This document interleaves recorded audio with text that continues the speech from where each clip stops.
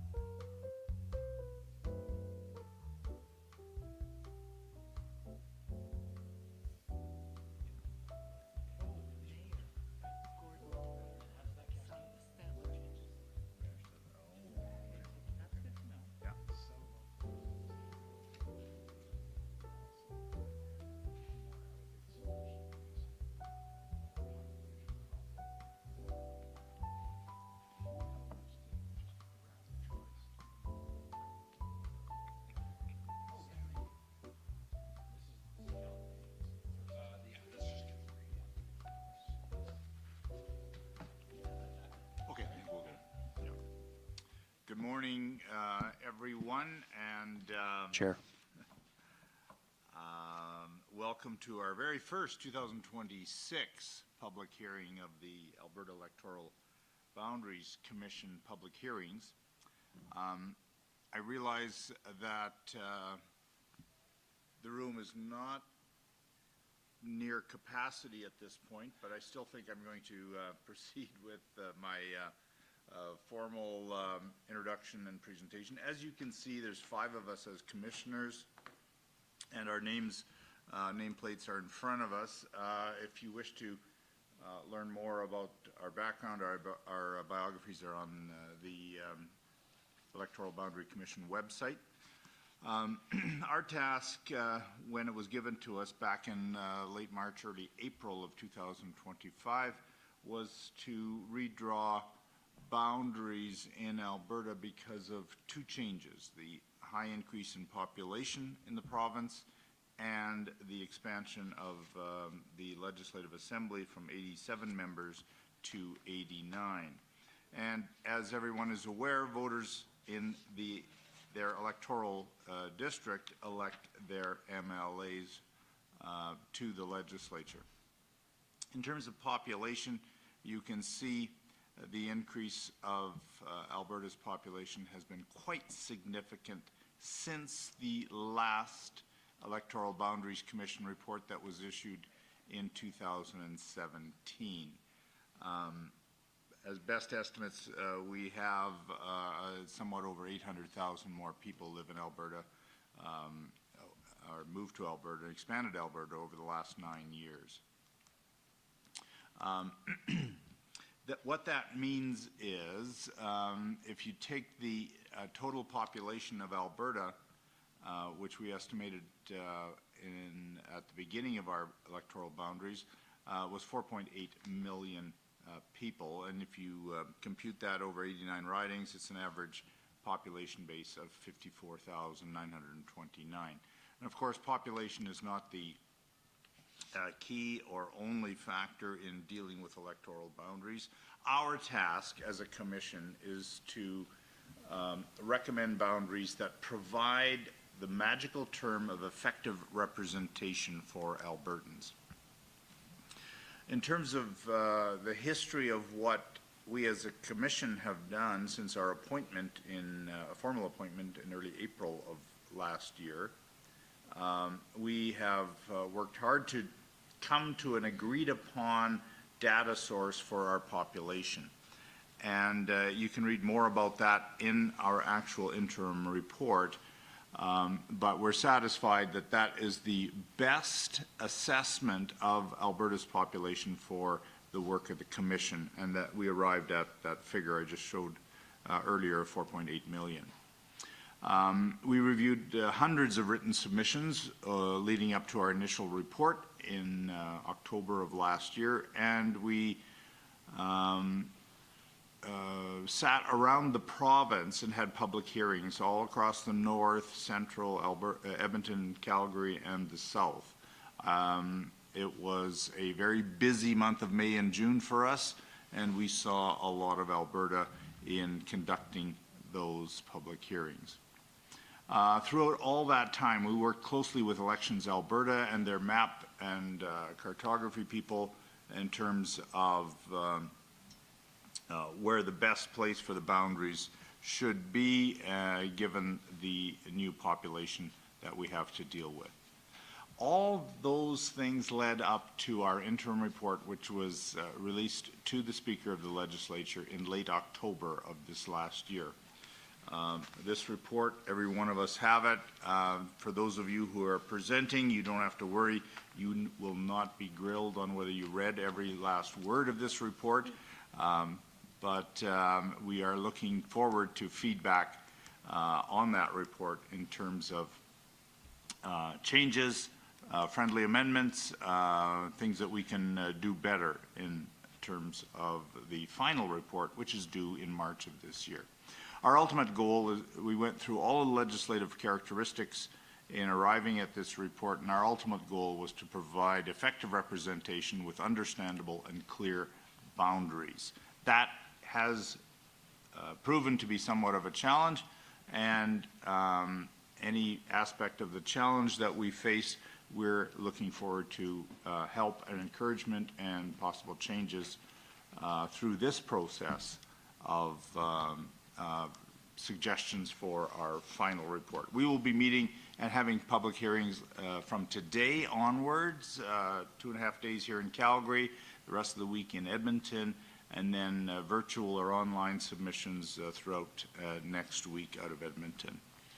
So that's a bit of a summary of where we, how we arrived at today's commencement of the public hearing process, and we have close to a full morning this morning, and given those initial comments, I'm going to call on our first public presenter. And while we have probably informed the presenters that we've got strict timelines, we are somewhat flexible and happy to not necessarily keep the clock and provide extra time if needed. And we are happy to engage in dialogue and conversation with the presenters as well. I knew if I dragged this out long enough, we'd get our full commission sitting for our first presentation. Welcome, Mr. Evans. So I'm going to call on our first presenter, Ms. Julie Pithers. Please come forward and have a seat at the table.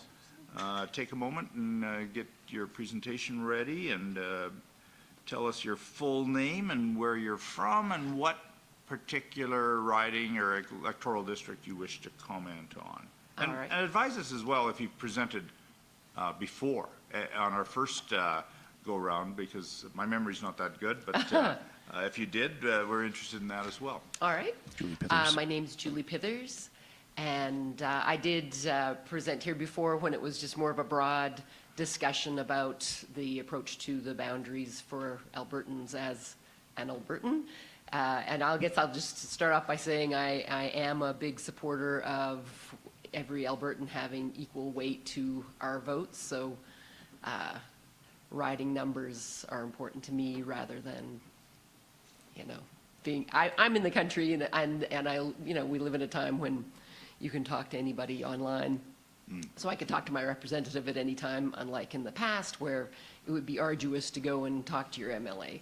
So that was my big thing then. But now, just so you know, I live in Elbow Valley, which is one of the boundaries that's being considered for change. Right now, we're part of Banff Kananaskis, and Calgary West is what is the proposition for us to join up with.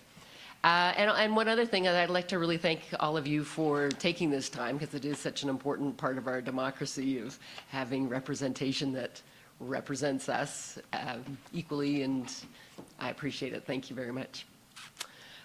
So just to begin, I have lived in the Elbow Valley area for on and off for 50 years, when the Highway 8 was called Richmond Road and it was gravel. And now I live in Elbow Valley proper, the community called Elbow Valley Estates, which was developed, I think, in the early 1990s and then finally got built out starting in 2000. So it's an unusual neighborhood for Rocky View.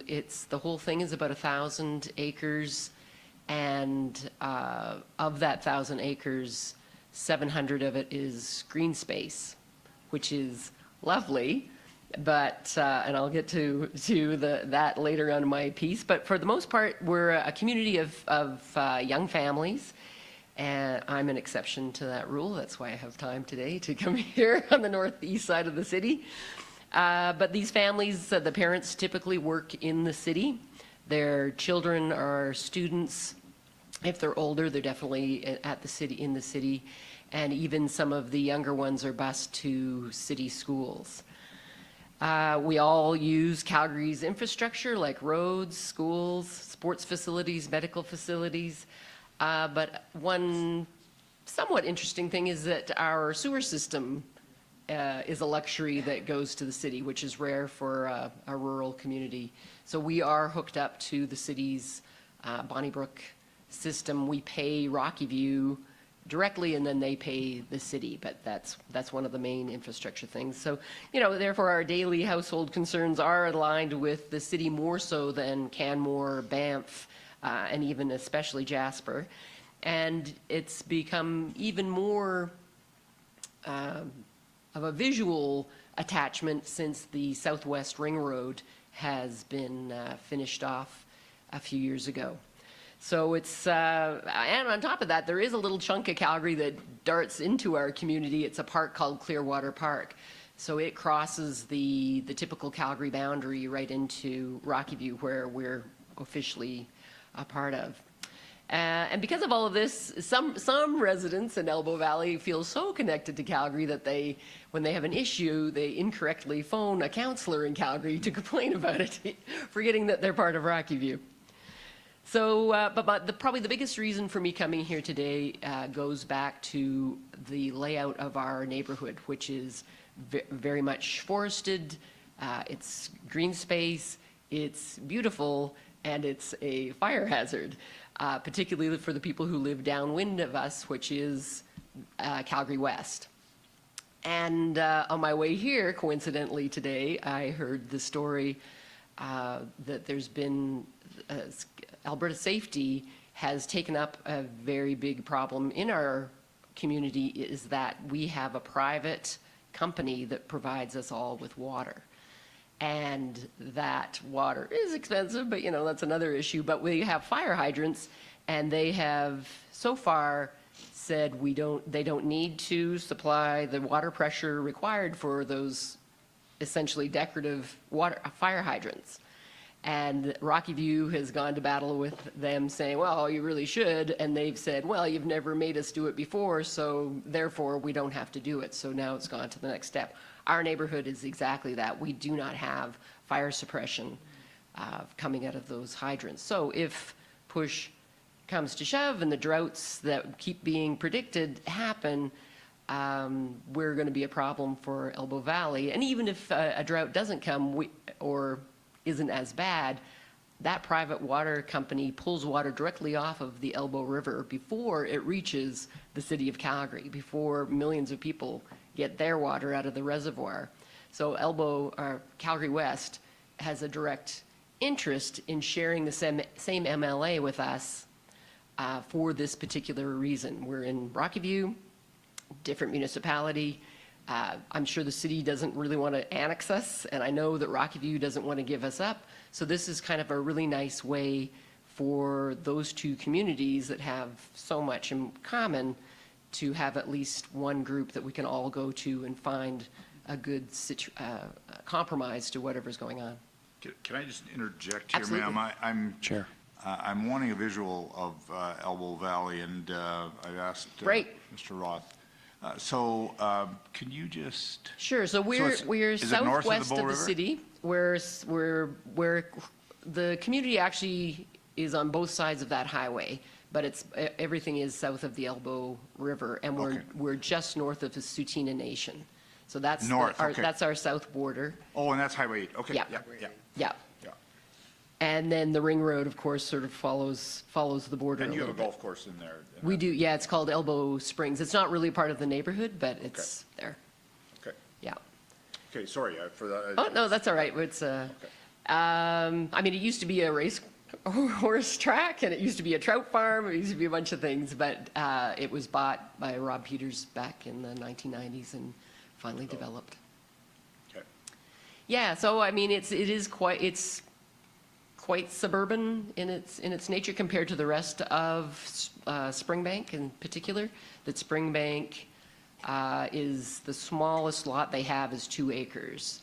And they don't want to go anything below that. Everybody else is on wells and septic systems. That we're one of the only neighborhoods. There's a couple of other smaller ones, but we're the biggest one. Okay. So am I correct that Sure. right now, looking at, you are under our proposed maps in Banff Jasper? We are, yeah. Yeah, so it's a big riding, and we're a fairly big chunk, but then you've got the major towns of Banff, Canmore, and I think it's a little bit of Jasper now, but maybe, I think the new boundary would include all of Jasper. Yeah, yeah, okay. And, you know, they're lovely. And I would imagine there's a number of people in our neighborhood that have a secondary home in Canmore in particular. But, Really? yeah, it's a pretty well-to-do place. We're in a duplex, but and you know, whatever's going on with them, that's fine. But their day-to-day livelihood really is more attached to Calgary. Okay, All right, so I'm for it. you're for, For the boundary change that we're taking out of Banff, Kananaskis, and put into the joint Calgary West and Elbow Valley. okay. Okay. And just for Chair. everyone's benefit, Calgary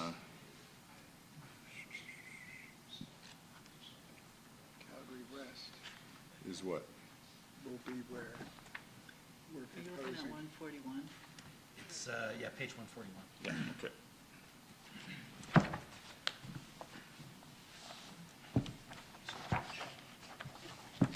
Okay, Elbow Valley and Calgary West. number 9, or 29 rather.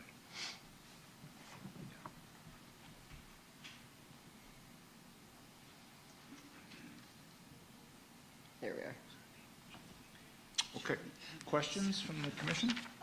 I guess the only thing that I find interesting, and you raised it and spoke to it a little bit, maybe I'll ask you to expand a bit. So what I'm hearing is, you've got a commonality with Calgary because you've got infrastructure shared, the nature of the housing, a little bit more density, that it kind of orients towards Calgary in terms of where you shop and kind of live, and even some schooling and things, even though you're not physically within the boundaries of Right. Calgary. But that's quite different than Springbank, as you say. It right? is. So you'd say Springbank kind of orients, you know. A little, I wouldn't say rural, because really so many of the large ranches have been subdivided down to 2 and 4 acre lots. But, and I would imagine that most of those people work in the city as well. But I would say it's the sewer line, and also just the way our neighborhood is designed into it. I mean, it is very treed. It's like it looks like Kananaskis. And it's beautiful, but it's one of those things that is considered a fire risk. What do they call it? A WUI, a wilderness urban interface. And, you know, we do have fire smart. We do allow beaver activity so that we have a lot of wetland in there to stop fires. But the water situation is tough. Of having a company, a private company, selling us our water, and not having to provide the fire suppression that's required to, especially for a treed area like that, and large homes. I mean, you know, we're all made out of petroleum-based products. All of our homes, it'll go up pretty fast if they're out of control. We do have a fire department just on the other side of, you can't see it here, but on Range Road 31. Which is pretty close. But if they do come to Elbow Valley and try to hook up to our hydrants, they won't work. They'll have to bring a bladder, fill it, Yeah. try to fight the fire, and then keep refilling that bladder. Okay, good. Thank you. You're welcome. Dr. Martin? Thanks. Do you think Dr. Martin. that your situation vis-a-vis infrastructure is unusual in the periphery of Calgary? Very much so, very much so. There were, in fact, there's a neighborhood to our west called Elbow Valley West, and I'm not sure if it's going to be part of the boundary, it might be. Anyway, they were supposed to be hooked up with sewer just like our neighborhood, but Rocky View and Calgary got into quite a fight, and the mayor at that time of Calgary literally poured concrete into that pipe to put a stop to it, so that there would be no sewer. It's since been lifted, and they have shut down. They had a big, giant septic tanks that they had to pay for 10 years, and only recently have they been allowed to have the sewer. And there's a constant discussion about allowing Calgary, or allowing Rocky View to take advantage of more Calgary infrastructure, sewer in particular, but Rocky View so far hasn't allowed the kind of density that they allowed in Elbow Valley. Right, I want to pursue that a little Dr. further Martin. because you talk, the infrastructure is an obvious constraint on the growth Of Rocky View. of the population in the whole Elbow Valley. And it therefore is a constraint on developers and so on because of risk and the like. Yeah. Now, can I ask you to speculate a bit? If you went north of the Elbow River into Springbank per se, Yeah. and you suggested that they're rather different because they have somewhat smaller lots, but is it your expectation that they too are going to share Calgary schools and bus routes and work and the like, as you characterized your own neighbors as doing? There is a strong and vocal group that wants to stop any kind of development. In fact, there's big chunks further out Highway 8, still on the south side of Elbow River, but are owned, they bought out the ranches there, and they're waiting and hoping for that infrastructure to come out Highway 8. I don't see any appetite for it between Highway 1 and the Elbow River. I know that there's ranchers on Highway 1 that are not happy with the 2 and 4 acre owners fighting them for, against development, so they're not able to develop.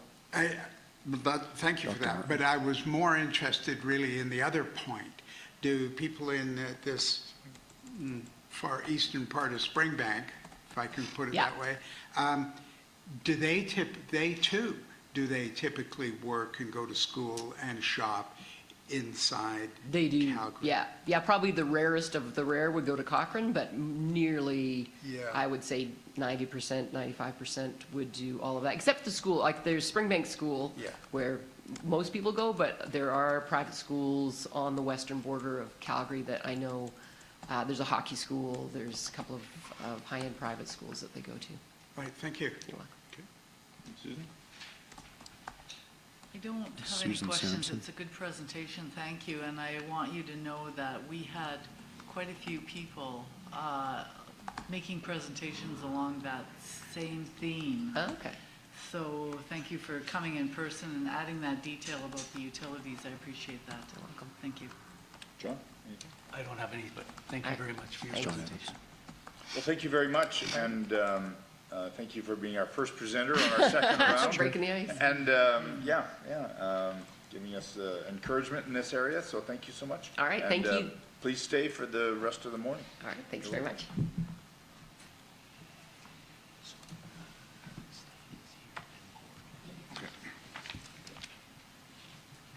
Okay, so our next presenter is Chair. Stephanie Clements.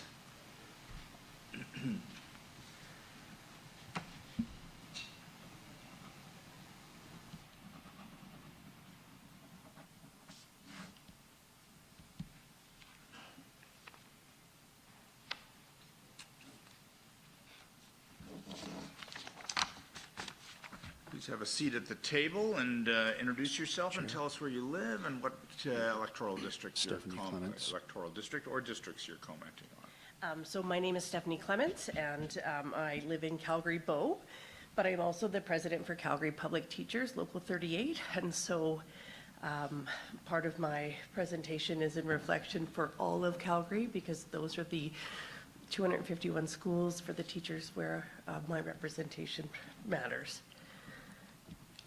And just out of curiosity, did you present at the first round? No, No? no, this Okay. is my first kick Okay. at this kind of can. Okay, okay. Okay, please proceed. Thank you, and good morning, and thank you for the opportunity to speak.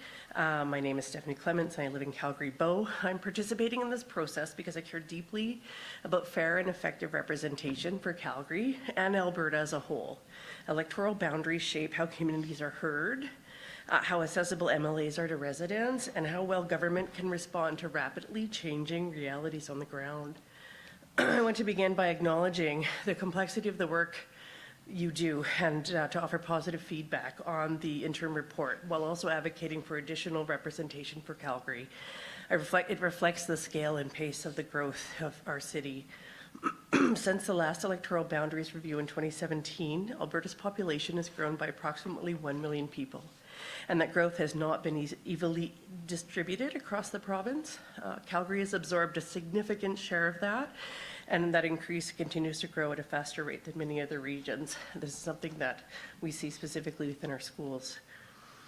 The new provincial average riding population has risen from almost to 55,000, up from 48,000 or so in 2017. And while this interim map generally keeps ridings within an acceptable population range today, the reality is that urban Calgary ridings will exceed that target far more quickly than rural ones based on the presenter growth that we represent. For that reason, while I appreciate that Commission has proposed additional seats in Calgary, I believe that data clearly supports adding one more additional seat in Calgary to ensure that representation remains fair and durable over time, not just the moment that this map is finalized. Representation affects more than elections. It influences how population pressures are addressed in areas of school, healthcare, transportation, housing, and public safety. When representation lags behind growth, urban voices are diluted and services become harder to advocate for at the legislative level. I also want to thank the Commission for largely keeping Calgary ridings within the municipal boundaries. This decision upholds the democratic principle of effective representation and respects communities of shared interest. Calgary is an urban city with distinct infrastructure systems, delivery service models, and population density. And those challenges. Urban residents rely on shared transport networks, schools, emergency services, and municipal planning structures that differ significantly from in the surrounding areas. Hybrid rural-urban ridings risk blurring that accountability and weakening residents' sense of connection to their representative. I appreciate the interim report limited the number of these hybrid ridings, and I strongly encourage the Commission to avoid expanding them further. I also want to note that the Commission's decision to keep Lethbridge urban ridings intact, rejecting the proposals to carve the city into sprawling urban constituencies. That decision demonstrates a clear understanding that cities function best when represented as cohesive urban communities, and I believe that same principle should continue to guide the decisions in Calgary. In Calgary-Bow, where I live, and across the city, we have seen substantial changes since 2017. Increased density, new housing developments, shifting demographics, and growing cultural and economic diversity. As someone deeply connected to my community through my professional and volunteer work, I see growth places increasing demands on public systems, especially schools, and how it is important for our residents to know who represents them and how they can engage. I want to note my strong support for keeping Calgary-Bow in the current boundaries as set in 2017. My riding now reflects a stable, cohesive urban community. Changing it would disrupt well-established community connections without really improving representation. When boundaries align with real communities, where people share the schools, the services, the transit routes, neighborhood identities, people are more likely to participate, vote, and be involved and know that their voice matters. When they don't, engagement suffers. So in closing, I just want to thank everyone for your thoughtful work in public service. The interim report reflects careful consideration for competing pressures across the province. It's not an easy job. I respectfully urge the Commission to continue recognizing Calgary's sustained population growth and unique urban character by adding one more seat to Calgary and preserving fully urban ridings where possible. Doing so will ensure fair, effective, and enduring representation for years to come. Thank you. Thank you. Mr. Clark, any questions? Yes, thank you. Thank you for being here. Clark. Appreciate your submission. I guess maybe I'll just ask you to expand a little bit, and I don't know if you were here for the previous presenter. I was not. I just arrived, and I apologize. Okay, perfect. So that's puts you at a decided disadvantage, because I was going to ask you to comment on some things that Ms. Pithers had to say. But you know what? I won't even actually put you in that position. If you didn't hear it, that is probably not. It's like giving you a test on something that I didn't study for. Class, thank you. So we won't do that. So anyway, I'll just thank you for coming and Thanks, Greg. appreciate your comments. Dr. Martin? Thank you. I want Dr. to Martin. ask you something wearing your hat as not a member of Calgary-Bow, but as the president of the Calgary Teachers Association. And I want to ask you specifically about your understanding of the forward planning for schools. I know that I attend all the trustee meetings that occur for Calgary Board of Education, which all of my teachers are employees of, and I understand how their capital planning works and how their request to put forward for growth. Good for you. It's a fun job. And I know that it is seriously lagging, and it has been lagging for years, and we need 90 new schools in Calgary to fit the growth, but that's not reasonable or doable. I believe there's 13 schools that have been fast-tracked, but that's still, our Calgary schools are filled at 95% is an average. And now 85% is like workable. That is like, you're still using the gym for class and the band is on the stage at the same time, which doesn't really work. And so that is one of the key reasons why effective and appropriate representation for the population is so important, because it is the voice for those schools and those teachers trying to do what they do in such limited space. Can I push you a little further on that? Absolutely. A little more granular, because we're all about the granular here. Excellent. And so where are those new schools? I mean, obviously, they're prioritized in some fashion or another. And so the priority is to put them in the areas of the most screaming need. And so what part of Calgary is So that? the schools, the need are, I mean, basically, if you look around the outer areas, in the northeast of Calgary, they're building schools in Redstone, in Skyview, there's a new high school coming up in that area as well. Down south, we've got a school in Seaton, but now we need something on the southwest corner, because we have the growth in Legacy and Walden, and we just keep growing, and we keep not keeping up. And so Evanston, I think, is slated to get 2 new schools, an elementary and a middle school, and that's still not enough, because then you have Carrington and Lexington and all of these other places. I can't even remember the names of them all. It's just, the growth has been so huge. And the problem is, when you don't get those schools built in time, then you have kiddos who are in Redstone traveling all the way to Forest Heights and Keeler to get to an elementary, because that's the only space that there's left. And so knowing that we have to be able to plan forward is really important. Thank you. Thank you for your presentation, and thanks for coming Samson. out today. I wanted to just make a point more for your own information, in that we received 1,100 submissions to the interim report. That's great. And we heard over and over again that they need more, communities like cities like Calgary and Edmonton need more electoral divisions. We only got 2 extra divisions to work with. And so the request, I can't help you. You know, you really can't. And so I think I want to make it How do we known. get a soft land? Well done. No problem. It's early. It's early. And I'll do better on the next one. I think, I guess what I'm saying is that that's something you should engage with your MLA, because that's where the seats came from. It's a decision of the government, how many seats we get to work with. That's one point. And the other thing is, we heard often in the submissions on Calgary Bow from residents who live there. Are you familiar with the district Montgomery? Yes, I actually live in Montgomery. And how do you feel about the placement of Montgomery in Calgary Bow? You know what, it fits. So in 2017, when I wasn't really aware of, a lot of this, just trying to do my work in a classroom, and then to be joined with Calgary Bow, which is mostly across the river, but I do a lot of my shopping, and I do a lot of my connections are in those spaces, are in that northern part. I have good friends, a lot of the schools that I work at. And so for me, I think it makes sense.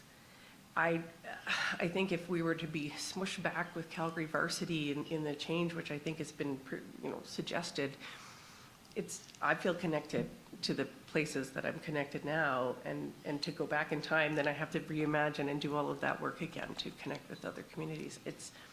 I think it was a good choice in 2017, and I recommend keeping it going. Okay, thank you. And any comments, we also heard some comments on the district Wildwood. Are you familiar with that one? And how do you feel about its placement? I find it really similar to Montgomery in a way. Like it's a wonderful community with schools that are connected. We feed some of our students end up going at Wildwood School from our area. Like there's a lot of interconnectivity already. I mean, I can't speak for Wildwood because I don't live there, but I think things as they are should stay. You have better chance for representation. Okay, thank you very much. You're welcome. John, anything? Yes. So Evans. first, thank you for participating. Susan normally would be very gentle in how she would have phrased that. I would have said it like she said it, but maybe we're going to switch roles. Okay, I'm going to be good cop this time. okay. Now you said that you were a representative, was it for the ATA? Yeah, so ATA is all the teachers in public schools, and I represent the teachers in Calgary Public Schools. So Okay, and all that's why you CBD. go to, you're engaging with numerous schools. You're not in one particular. Oh, I have 251 But I mean, schools. you specifically. I have teachers in 251 schools and interact with all of them, barely. But my question is, you don't have a school that you teach in? No, I'm seconded, sorry. I work 100% for the ATA, and that gives me the time to go to many of those schools. Okay, so then, and I don't know how familiar you are with the legislation, but I'm going to take you to paragraph, or to section 14.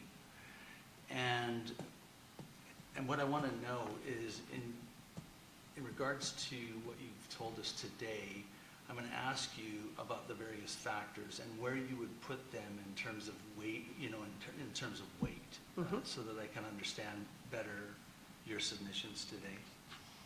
So under 14, which is the portion that gives us the authority to determine the area to be included in the boundaries for each proposed electoral division. The first one is 14A, is sparsity, density, and rate of growth of the population. B is communities of interest, including municipalities, regional and rural communities, Indian reserves, and Métis settlements. Between A and B, which, in regards to your submissions, would you say is more weighted, more important? I think that the growth of population, I mean, I fully representation by population. We need to, which might mean some horribly far distance for rural MLAs to get that 55,000 people, but I think it's important because you. Okay, so let me take So- you then to Okay. the next one, which is geographical boundaries. So if we have sparsity and density and rate of population growth and communities of interest, now we add to it geographical features, how important would that be? Well, I see the communities of interest really aligning within those boundaries. We tend to, I mean, our rural areas is a lot more similar to itself than, say, Okotoks or areas that are urban, as I like to say. I'm thinking more in terms of, say, a river dividing or, say, major thoroughfares dividing an electoral district. I think it really isn't that, like, I don't think that's sparsity. I mean, other than the road being cut up right now across the space because of water issues, it's just as quickly to drive there that it is to go all the way up into Varsity. So then the next one is availability of means of communication and transportation between various parts of Alberta, which probably isn't all that applicable in terms of what you've said today. But then the next one is desirability of understandable and clear boundaries. Maybe connected somewhat to geographical features, how important would that be? Where would you rate that? I don't think it's as important. I think if the map is drawn, I look for the lines. I don't look for the geographic features. You show me where my area is, and I can clearly see those lines. That makes sense. Okay. Then the next one and the final one is any other factors the commission considers appropriate. And that's a bit of a catch-all. And what I'd like to ask you on that one is how important or where would you weigh voter turnout in each electoral district? So let me give you an example. You have electoral district A and you have electoral district B. Both of them are more or less within the population range, but one has a voter turnout significantly lower than the other. How would you say that impacts effective representation? I would say that lower voter turnout is actually a sign of ineffective representation. Again, as I said in my presentation, you know, if you feel connected to space and place, you feel like your voice is heard, you are more likely to be, you know, lining up to make that vote. And if you feel disconnected because there is no, someone has to make it happen. It's not just instinctual. You're assuming every individual in a constituency is a voter. That's not the case, right? So, but yet all Okay, are factored into. Mr. Evans, I'm going to have to cut you off here. All are factored into the demographics, all are factored into the population as a general. You know, I can't speak to that. Okay, Thank you. No, I got it. I just wanted Okay, to say very that quick. Mr. Evans is just Dr. Martin. enrolling you in our dilemma. Yeah. And Welcome to he's my world. the lawyer on the panel, ma'am, so surprise, surprise. I don't wish that I was on that side of the table. I do really appreciate the work and the effort of all of you, because it is important work and it's not easy. And so I appreciate it. Thank you. I know we're running a little Chair. over. I'm going to take my prerogative as chair and just ask you a question. First of all, thanks for coming. Your role as kind of an overseer of Calgary as a city is very valuable. Have you submitted a written submission at all? No, Okay. we had a strike, and so I was a bit busy, so I I didn't try to. heard that, yeah. Yes. But the question I have is, you gave us a lot of information on Calgary, but all of a sudden Lethbridge popped up. And I'm curious about that, because we have a lot of written submissions from Edmonton, and every once in a while Medicine Hat pops up. And why did you focus on Lethbridge? And Two reasons. Okay. One, again, to use it as an example about, you know, here is something that has been suggested that I would not want to see in Calgary, that the Okotoks, the Diamond, Okay. so using that as an example. But the other thing is that there are 55 local presidents across the province that support the communities within their areas. And in conversation with the local presidents from the Lethbridge Okay. area, just having conversations. And so That's that's helpful. the second line. good, that's very helpful. Thank you. Thank you very much. You're welcome. Thank you. We stretched your presentation out, Ms. Clemens. Hey, We were I- grilled. I'm sure these people are like, oh, get her off the stage. Thank you so much. Thank you. I'll excuse you, and please stay for the rest of the presentations. I guess we're only about 5 minutes behind time. Amanda Chapman, Mrs. Amanda Chapman.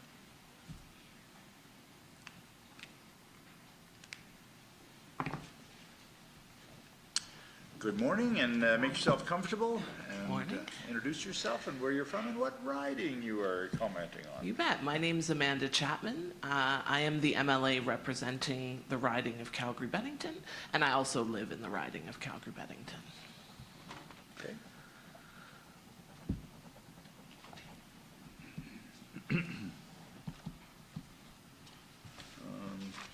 For the Keeners, what number is that?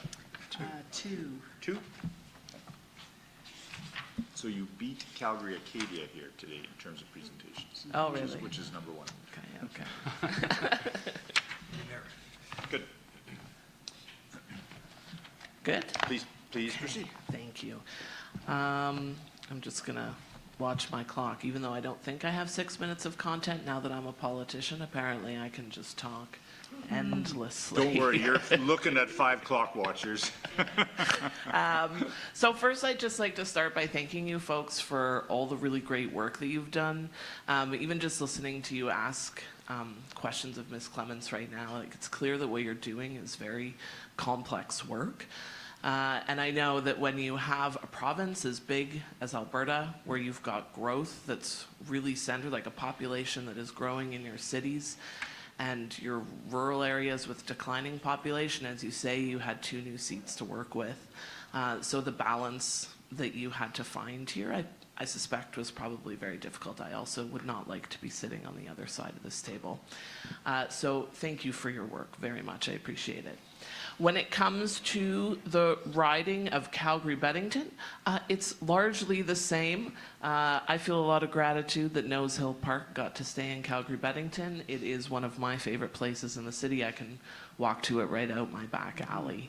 And essentially, the change that was made is that you have just kind of shifted the riding. We used to have that little tip there, the little wing of Country Hills.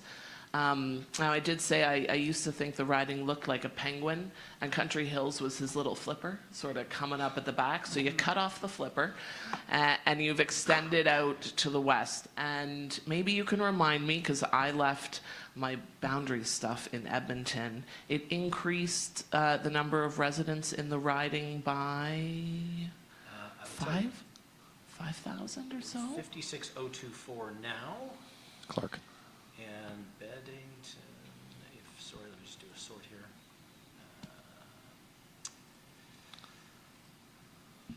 Calgary Beddington before was 56,209 as of 2024. 56,209. It's basically the same, I think. Oh, it is basically the same. And 56,024, like that's about as It's in the sweet close as it spot. gets. Yeah. Yeah, that's interesting. Okay, that's just interesting to me, just from knowing Country Hills and knowing the Hamptons a little bit. I thought we would have increased a little bit. But I think all the things that I said in my first presentation are really well reflected in this boundary redraw. We've got really natural corridors in Calgary-Beddington. The riding remains largely unchanged, except for the swap of those 2 communities. So in terms of where people access services in Calgary-Beddington, where the rec center, the library, the grocery stores, the way the road network works, you have kept a riding together that I think works really well. It fits really naturally. Probably like a little bit of a shift in terms of like socioeconomics of the population of the folks who live in Calgary-Beddington. But nothing significant. I think that we'll see like a lot of similarity in the population, how they move around. And in terms of representing them as the MLA, again, because I think that we've got some pretty similar populations here, it definitely makes my job a lot easier. Certainly a lot easier than when I think of like when we're talking about like, changing ridings to include both parts of the city and parts of rural. I see a lot of complications with trying to represent those type of population mixes, simply because the needs of the communities are very different. But with this kind of, right smack in the middle of the city riding, you have kept it to a place where I do think that it will be easier for me to be able to represent the needs of the constituents. And, well, there you go. That only took me 4 minutes to say. And I do think that's all I want to say, other than, I do wish that we could have added some more seats to the cities simply because of the population growth that we're having in our cities. But again, difficult choies had to be made by you folks for sure, so. Thank you for your presentation, and thank you for your understanding. That comes through clear. Any questions or comments from the panel? Maybe I'll just ask if you can, you've talked about Bennington and kind of communities of interest and things, and one of the things we always, we grapple with a bit, and I don't know if you were here for the very beginning. This is the second time I've had a round here at Ms. Pither's kind of comments about Calgary West Elbow Valley. I don't know if you heard that. No. So I'll take a run at it. Sure. I think if I can paraphrase, there's a connectivity in Elbow Valley, if you're familiar with that part, just north of Satina. Okay. That yeah. the sort of urban form, there's some higher density housing, there's an infrastructure, like utilities connection into the city of Calgary, and that's different than Springbank, for example, which is like 2 to 4 acres, larger, Sure. not rural, and there's some connection there into Calgary, but it's, sort of decidedly not Calgary. Yeah. And so I guess maybe more just a general question on your view on hybrid constituencies as a tool that we could use or not, how you define kind of, connectivity and communities of interest. So I do think that I can see how hybrid communities could be very difficult. I've never had to represent one, right? I live in the suburbs, and in a particular part of the suburbs, honestly, even if you're looking at Calgary, you see a lot of differences, right, between your inner city. Bennington's almost inner city at this point with the rate that the city is growing, but I kind of think of it as concentric rings, right? So you've got, your very inner city, and then I would be in the first level of donut, and then there's, maybe I should have said onion, because then we've got layers, right? But I think you do see a lot of differences in terms of the population, who wants to live there, who wants to live in the inner city versus who wants to live at the outer edges of the city. And those same differences apply when we're looking at not just rural areas, but even smaller towns. People choose to live in, well, I was going to say Airdrie, but gosh, Airdrie is basically a big city at this point. But growing up, my mom's best friend, they lived in Airdrie. Airdrie was a small town at the time, of course. And they lived there specifically, right? They made a conscious choice to move out of Calgary because they wanted to live, at a different pace. They wanted a different amount of space, and they've just kind of had to keep moving around, of course, as Airdrie grew bigger. They had to, they moved out to Nanton because, that was the next place that they could find that had that, like, small town sort of feel. So I think there's I sound like my kids now, it's the vibe, right? The vibe of living in a small town. But it's not just that. I think it is about priorities. It's about the kind of space you want. It's about the kind of services that you want to have access to or you don't feel that you need to have access to. So I think when we blend those ridings, like when we try to push our municipals out into rural areas, it does just make it very complex to represent the needs of those populations because they're just different. They're very different. Thank you. Mr. Martin? Thank you. I just wanted to comment. It is a general presumption, I think it's yours as well, that the spectacular population growth we've seen in the last 4 or 5 years will continue, and it will not. All the demography shows us it's going to crash. So, yes, we're in the business of figuring out how to service all this population through our various institutions, whether that be electoral districts or schools or what have you. But population growth is now crashing down to 1%. And Alberta being Alberta, maybe it's going to be 1.5% growth. Sure. But the unmanaged and unmanageable growth we've seen in the last 2 or 3 years is off the table now. Yeah. So it does affect how we have to consider, our work, because the rates of growth we have seen are not the rates of growth to be anticipated. Yeah. Well, and that's fair. And I guess that's the nice thing about this committee is every 8 years, it gets to meet again and redo that work, as opposed to like what Ms. Clements was talking about, those needs for schools. That's a much more difficult, like to manage your infrastructure needs, as you say, because we need the schools, as she said, we need them right now. Yeah. Will we need them 10 years from now? Well, it's not clear, right? But how do you, this is very complex work, right? How do you manage I think the that? school board issues are very, very complex. Yes. I grew up in a world of ATCO trailers because I was early baby boomer, and that was just the way we all grew up. Yeah. And I know it's not desirable, but you know, at the same token, the infrastructure build for schools is huge, and it's a constant problem for trustees and Yeah. the Teachers Association and the like. Yeah. Ours is a rather different problem. Totally. Yeah. Yeah. I'm just going to interject Chair. here. I mean, just so you know, Ms. Chapman, I wasn't distracted. I was writing notes when and I shared them with my colleagues.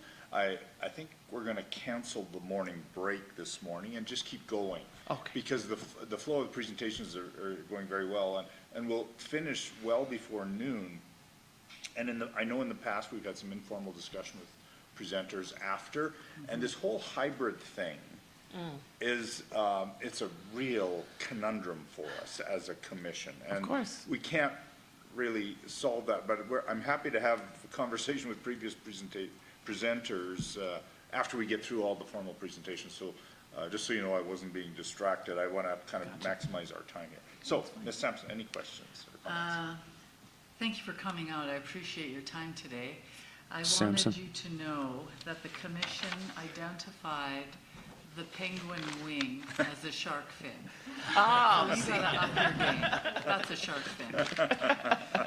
But I guess I want to follow up the question on hybrids with something specific. Sure. Your explanation or your thoughts on hybrids focuses more on the rural mixing in with urban or city.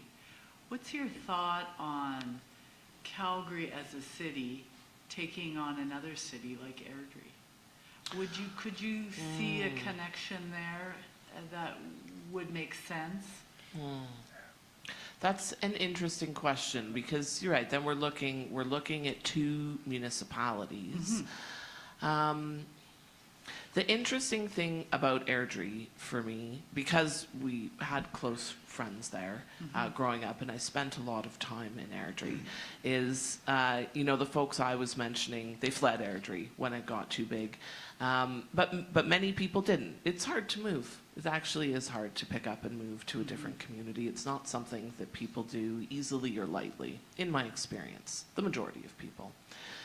And so when I think about Airdrie today, I think that there still is, there are a lot of people who live in Airdrie because it's not Calgary, right? Even though Airdrie is a growing city, it still is, of course, it's a much smaller city. I wouldn't call it a small town the way it used to be, but it is a much smaller city than Calgary. And so I do think that people make a deliberate choice on what type of municipality that they want to live in. And there are a lot of differences between Calgary and Airdrie, same way between Lethbridge, between Medicine Hat. I don't know if I know enough about what the people of Airdrie, what their priorities are when it comes to provincial representation, to actually make a well-informed enough comment to you right now on whether I feel like there is enough overlap between Airdrie and Calgary. Because I think I'm just using my own sort of personal lens right now when I'm thinking about the two municipalities.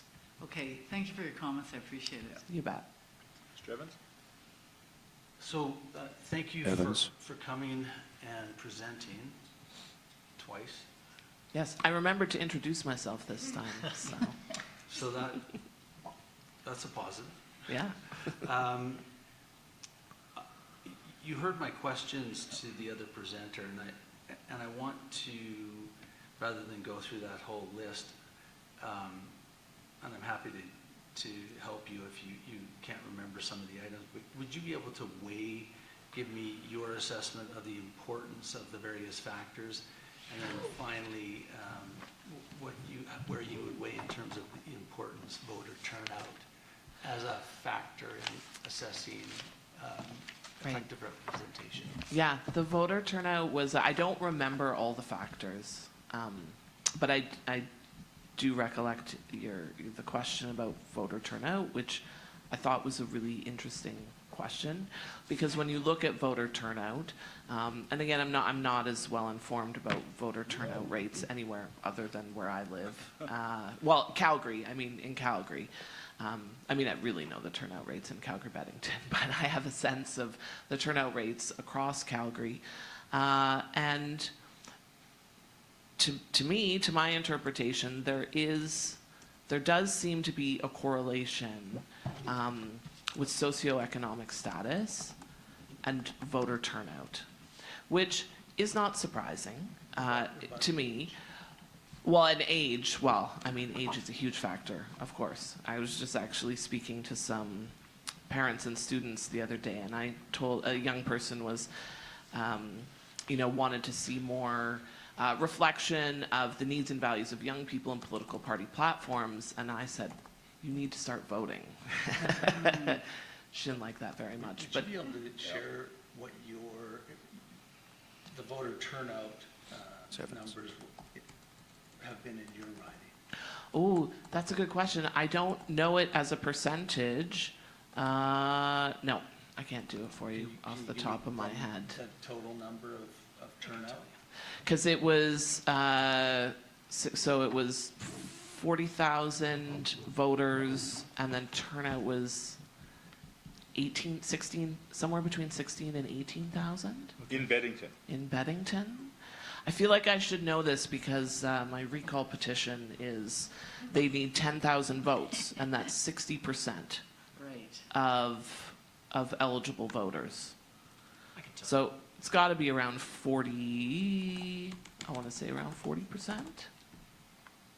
I hope Greg's looking up the real answer. 60.3. 60.3. It's 40%, 60%. In the Thank you. 2020, when was the last election? 23. 23. Yeah. What was the voter turnout?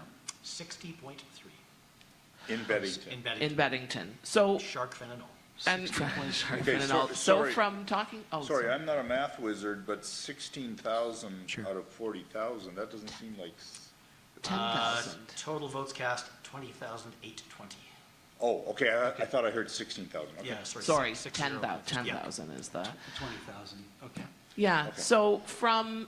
so just from my experience of many years of, canvassing to look for votes or to ask for people's votes, my impression is that when your socioeconomic status is lower, there are a lot more barriers for voting.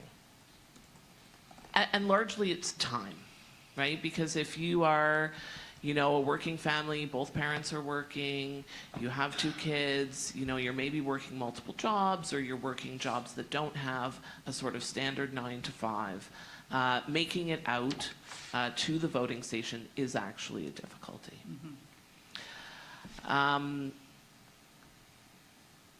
Socioeconomic status is only one factor when we look at how well a population, like when you're representing a population. It's always easier to represent people who have similar, needs, or the community has similar needs.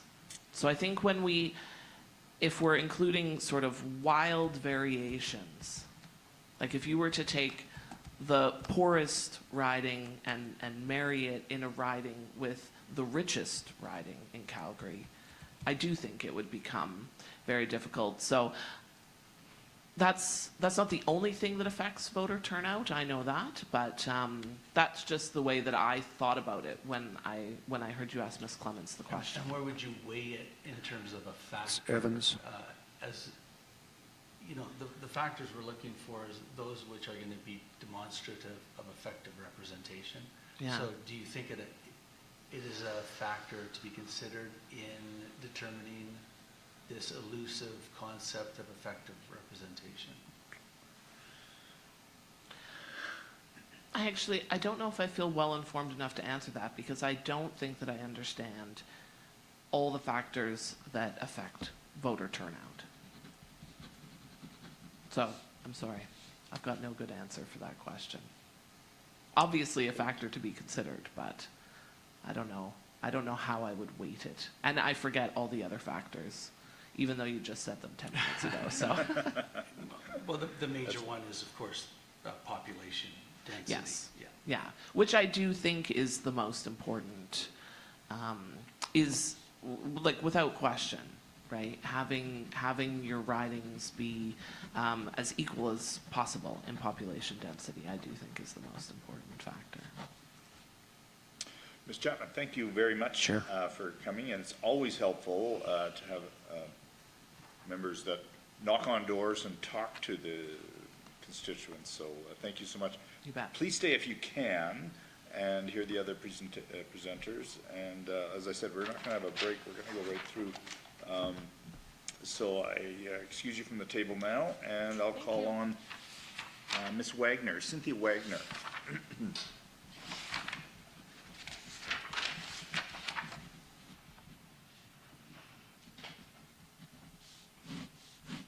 Hello, hello. Good Hi. morning. Good morning. Happy Monday, everyone. Thank you. Hi. Hi. Okay. Please so- tell us where you're from Yes. and what electoral district. Yes, you so wish to I comment. have, I believe I can make comments on a couple, so that's what I'll do. I live in Calgary Northwest, so some comments about that. And then Calgary Edgemont. I volunteer, hang out there quite a bit, so those are the two principally that I wanted to talk about. And then also listening to the presenters this morning, I think I have two other general comments. And I will do this because this is how I remember I have two things to say, because there's one and two. So I will keep my fingers like this until I try and until I have the opportunity to make those points. So yeah, Calgary Northwest. I don't have all of the border like committed to memory, like the visuals of it. But I don't think there was too much of a switch in the boundaries in Calgary Northwest, and which is great because I think the boundaries right now, like they really make sense, because like 12 Mile Coulee is a very defined line about what is the city of Calgary and what is outside of the city of Calgary. And that is the sort of western border of Calgary Northwest. And on the populations, from some of the other Northwest ridings, like I think Edgemont is 55K, Foothills is like 57 or something, and Calgary Northwest is 50. So 52. it might seem 52. 52. So it might seem like it's a little bit under the average, but like that dog leg there that goes on the river, Yeah. that is a huge new development, and it's going to, like, it's maybe only at 15% capacity right now, but it's almost like another big Tuscany out there. So by the time the next election sort of comes around, that'll probably be like your extra 3,000 or 4,000 people right there, right? So on the population piece, while like Calgary Northwest may seem like it's under on the population number, I think, yeah, by the next time, it'll be right back up there, because like all of the other neighborhoods are really quite established. The borders are, you know, very defined. So that is really the only place where I think there is going to be a lot of growth, other than, you know, like one-offs, like somebody builds something in like a double house or whatever, right? But like big developments, that's the only one. So I think the lower population right now in Calgary Northwest totally makes sense. So yeah, so that was my bit on Calgary Northwest. And then in Edgemont, like I was it totally made a lot of sense to take the Hamptons out of Edgemont because, if you look at Country Hills Boulevard, just sort of walking out and about and, going to the different parks and everything, you have to walk, it almost feels like 30 minutes to be able to get to one crossing to another, to be able to walk over to the Hamptons neighborhood. So keeping the Country Hills is like the northern border for Edgemont, I think makes a lot of sense. And then on the the sort of general population growth and everything, as I had mentioned earlier, Northwest has that big area, Rockland or Rockcliffe, whatever it's called, that's really growing. And Edgemont doesn't have any big developments like that. So the neighborhoods are going to be pretty stable and keeping the borders defined like that. And in the that 55K, I think it makes a lot of sense. And yeah, it Country Hills is a very, very big barrier, if you want to call it that, on people who are walking around, people who are riding their bikes around, even driving. If you're driving down Country Hills, you have to go quite a bit of the way down there to then go cross over and go to the Hamptons. So I think it makes sense to keep all of the neighborhoods in Edgemont really bordered by Country Hills and Stoney and Crowchild and Shaganappy on the other side. So, because it just seems to make sense with the way the roads are. So those are my two things on that. And then general points. Should I make those now, or do you want to ask questions? No, or? go ahead. Okay. So general points. I'm a very rural person and live in a city now and stuff. And I know it's a lot of the times it gets paid a lot of attention, but rural overrepresentation is a huge issue, and it is it is starting to really be in the unfair part of representation. The cities are growing through the roof, and everybody needs to have regular, as equal as possible type of representation. And if that means having all of Eastern Alberta, one riding from, Cold Lake down to Lethbridge or something, it's population and it's basic math, and it's when there is too many, and I'm saying this as a rural person, when there's too much representation for too little people, it skews things unfairly for the entire province. So that was point number one about rural urban ridings. The cities need more seats for sure. And then second, hybrid. One of the cities that I've lived in, Saskatoon, for example, Saskatchewan did some sort of switching of boundaries, I don't know, late 90s or something, early 2000s, and they sort of did pie and had the city in the middle and then all of these rural areas.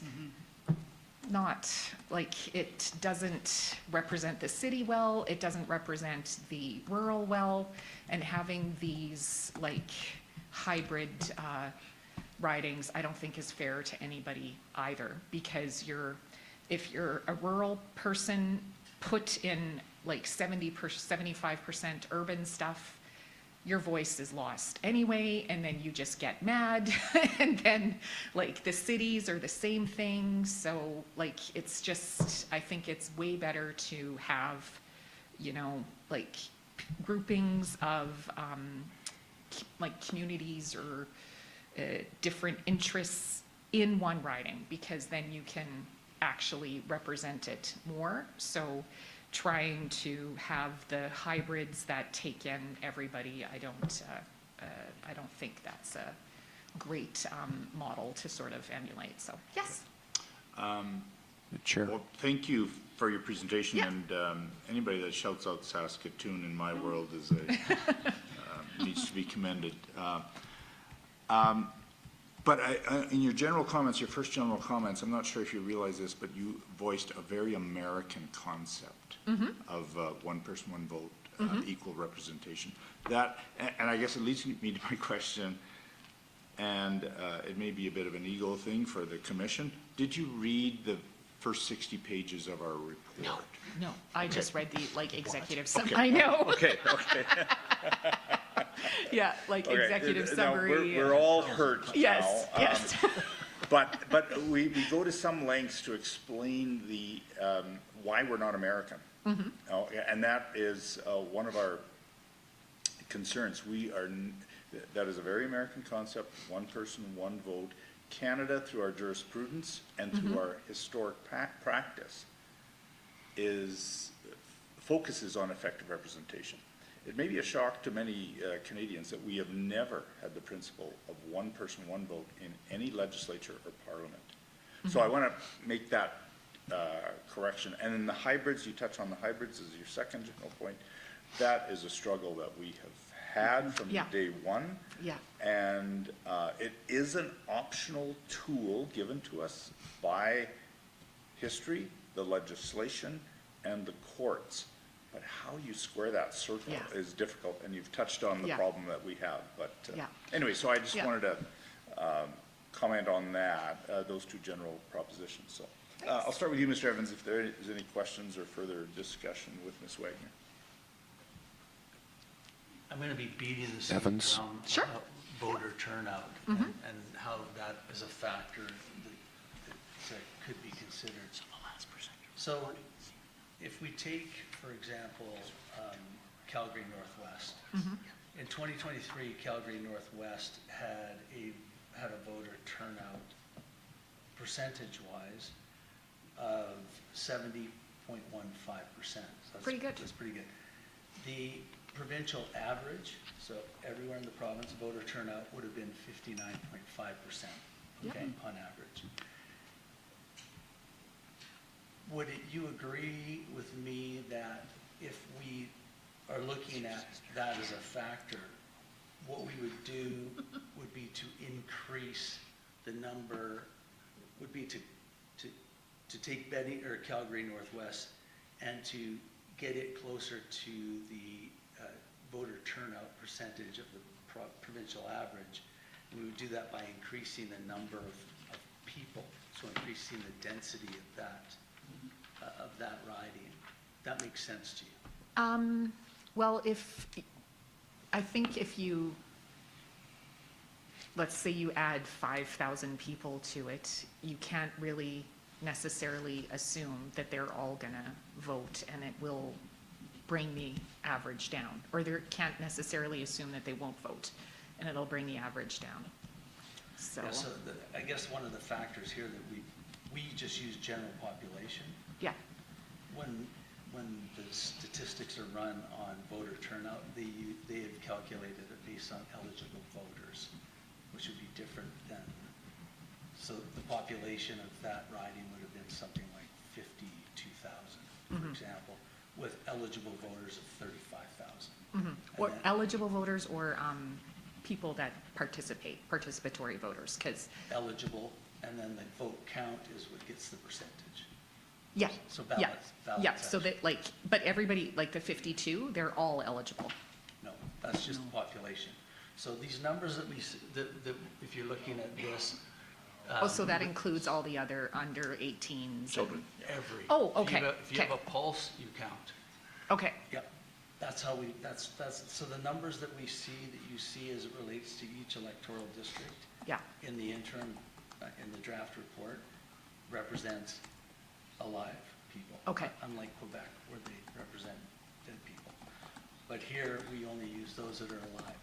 Eligible voters is not factored into that number. okay. So is that a factor that you would consider important? The eligible voters in each electoral district and factoring in or considering voter turnout historically, as it Well, relates to effective representation? yeah, like voter turnout is, like, it goes up and down, right? Because like, what, 4 or 5 federal elections ago, there was turnout that was like maybe cracking 50%, maybe. And then it just, like, I think Elections Canada did a huge big push, and everybody else did a huge big push, because like once enumeration stopped, the electoral list was even less, and the turnout just got less and less and less. Well, let's And take then- Calgary Northwest, for example, the Yeah. last 2 elections, 2019 and 2023. It was, in both instances, was about 70%. Awesome, yeah. And then, like, so I think if, like, just working to recognize that voter turnout is part of, is an indicator of how involved people are, how interested they are, how aware they are of what's going on, and like getting people to participate is a bunch of different factors. And just increasing or decreasing the population doesn't necessarily like translate 100% one to the other. So Do you think it's do you think it's a factor that should be considered, eligible voters and voter turnout historically? I don't know. Taking the amount of the population and then the turnout and that margin, I'm not sure. Yeah, I'll definitely ruminate on that one and think about it. But in all of my stuff on voter turnout, I don't think that has ever popped in. So You haven't thought about I don't think so. No. it? Okay. No. Well, no. thank That's you like for that's thinking about specific.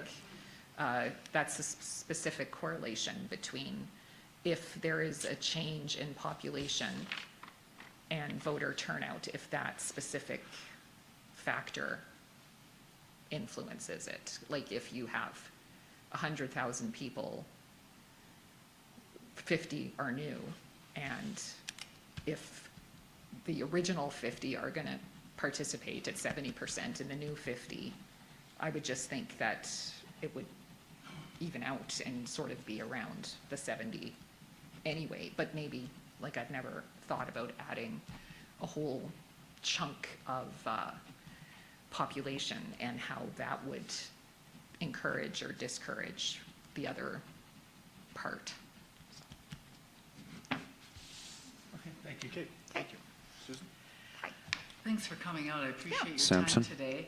I just wanted to make a comment on Calgary Edgemont, and I'm glad that you like the boundaries, because that's something we strive for, to have clear boundaries that make it easier for the voter to know which district they're in.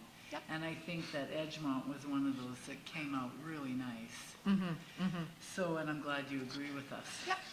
The other one is that we talk about hybrids a lot, and we got a lot of submissions about, yes, I like them, no, I don't like them, I'm sorry you didn't use them. In the case of Calgary Northwest, we have a chance to look at Springbank, taking it in, taking parts of it in. How do you feel about that as a community of Calgary Northwest if we looked at Springbank?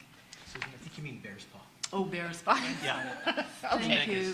Okay, Thank you. yeah, I was gonna say Springbank, That's that's totally the amazing. other side. How would you even, Yeah. like, yeah, crow flies, sure, Yeah. but not Yeah. in Not lay of the contiguous. land Yeah, type of sorry. thing. Thank you, Yes, Barry. so Bears Yeah. Paw, because Bears Paw's where right now, sort of in Banff, Airdrie, or that sort of stuff, right? Or We'd move it in with Cochrane. it's in with Cochrane, okay. Possibly, like there is, I think my thing for not completely agreeing with that right out of the gate is, like 12 Mile Coulee Road is the natural barrier between City of Calgary and not City of Calgary. So like east of 12 Mile Coulee is Calgary Northwest, and west of 12 Mile Coulee is Bears Paw. So right off the top of my head, I would say no, because that area, I think, is Rocky View County, and it does not consider itself part of the city of Calgary. So, like population-wise, and because, yes, it abuts the city of Calgary, I don't think like community of interest way of looking at it, that it would fit into the city of Calgary, because it's always had different municipalities. It's never belonged to the city. And frankly, yeah, like that's a lot of the times, as soon as people get past or going down Crowchild and they get to that intersection, it's like, oh, I'm in the city now. But when you're on the other side of it, you're not in the city. And I think it would probably make more sense to keep it in Cochrane, Springbank, because that is a lot more similar types of ridings. Like, Right. Yeah. Right. Yeah, or similar types of neighborhoods. I think we got the comments because of employment, shopping routes, that kind of thing, that Bears Paw came into the discussion to be joined in. So it's good to know from someone who lives there, the lay of the land. Thank you. Yeah, from my understanding, like a lot of the sort of like history or people who want to like live in Bears Paw, it's like they don't want to live in the city. So Right. if all of a sudden later they are in the city, I don't think that would really jive with, I just said such a millennial word, but really jive with a lot of the reasons why people would want to live in Bears Paw instead of living in, you know, Rocky Ridge or something, right? So, Okay, thank you. Dr. Martin? Thank you. I want to pursue along the similar lines, and I've heard your general opinion, and that's fair enough. But I want to take you actually to look at the map.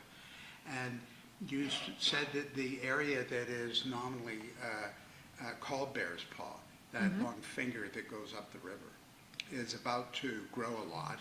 No, spring. that is either called Rockcliffe or Rockland. Okay, so Yeah. you reckon it's going to grow a fair bit? Yes, yeah, but there's now- construction trucks every Okay, minute But at that intersection. what I don't see there are roads. Right, yeah, the only way is sort of in through, like Nose Hill, right? So you go down Stony and then you go Nose Hill, that goes right into that area, so. But what I do see in this little bay of Bears Paw is lots of built-out roadways of a suburban kind. It does not have the same like density as No, no, suburbs let's just look anyway. at the infrastructure is built out so people can work in Calgary. Even like, okay, the very, very south part of Bears Paw, Yeah, like, because 12 Mile Coulee Road has always been the border. So if you live in the very, very south part, like Lynx Ridge or whatever, Yeah. you have to drive like all the way up to Crowchild to be able to get out, because they're not like that, I don't see that being the case. that Rockland Park or Rockcliffe, which is in Calgary Northwest, that is only accessible to like Calgary Northwest through Nose Hill. But like the Bears Paw part is only like they don't hook up. Like they may look like a road, but then when you drive or walk around there, it's one of those things that has like the roundabout and the big stop sign, and you can see it, but It's not like they're continuous roadways. They're very, very divided. Because even like the north parts of, like this, Rockcliffe or Rockland that are sort of going out to Haskayne Park, you have to drive all the way around, go down Crowchild and whip around to get back. I have to go and point at them, because I don't know the neighborhoods by Yeah. their names. Do you want me to come over and point? Yeah, I'm very, that'd be good okay, too. yeah. Yeah. So what I'm looking at, first of all, my first question was, you say this is going to grow, but there's no roads. Yeah, it's right here. Like Yeah. all of this big new suburb is starting right here. Okay. Yeah. So someday they'll have roads. Yeah, yeah, because like right now it's just Moose Hill to get in here. I have what I call the Tyvek test on Mm-hmm. growth, and I don't think I'm going to find it there. Tyvek, like the. Yeah, the stuff plastic? you put on the side of Yeah, new buildings. yeah. That's as far into the future as we typically want to go. Okay, okay. So there's nothing here for us. No, it's all sort of right here right now. Yeah, This but there's whole- no roads. Right. Okay. Yeah. Now, here, there are roads. A few, but yeah. Quite a lot, actually. And I posit, but you disagree with me, that these connect you to here. If, like Tuscany only has 2 entrances from 12 Mile Coulee, like right here Yeah. and right here.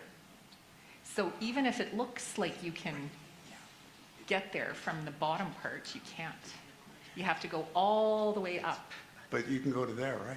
Yeah, yeah. Right. But like all of these people here, for example, you know, you have to drive all the way up to 12 Mile Coulee and then over. So even like this stuff, it looks like it's very close as the crow flies, but yeah, you can't. You can walk there, but you can't drive there. Okay. So just to recap, somehow this is quarantined from the city of Calgary. Yes. And this has no buildings and roads yet. It's going through the roof. Like there is a huge, big suburb being put in right there. My colleague perhaps has a more updated map. That's what it looks like Yeah. right now. Yeah, yeah, it's it's under straight open. construction. Yeah. Okay, very Yeah. good, thank you, thank you. Yeah.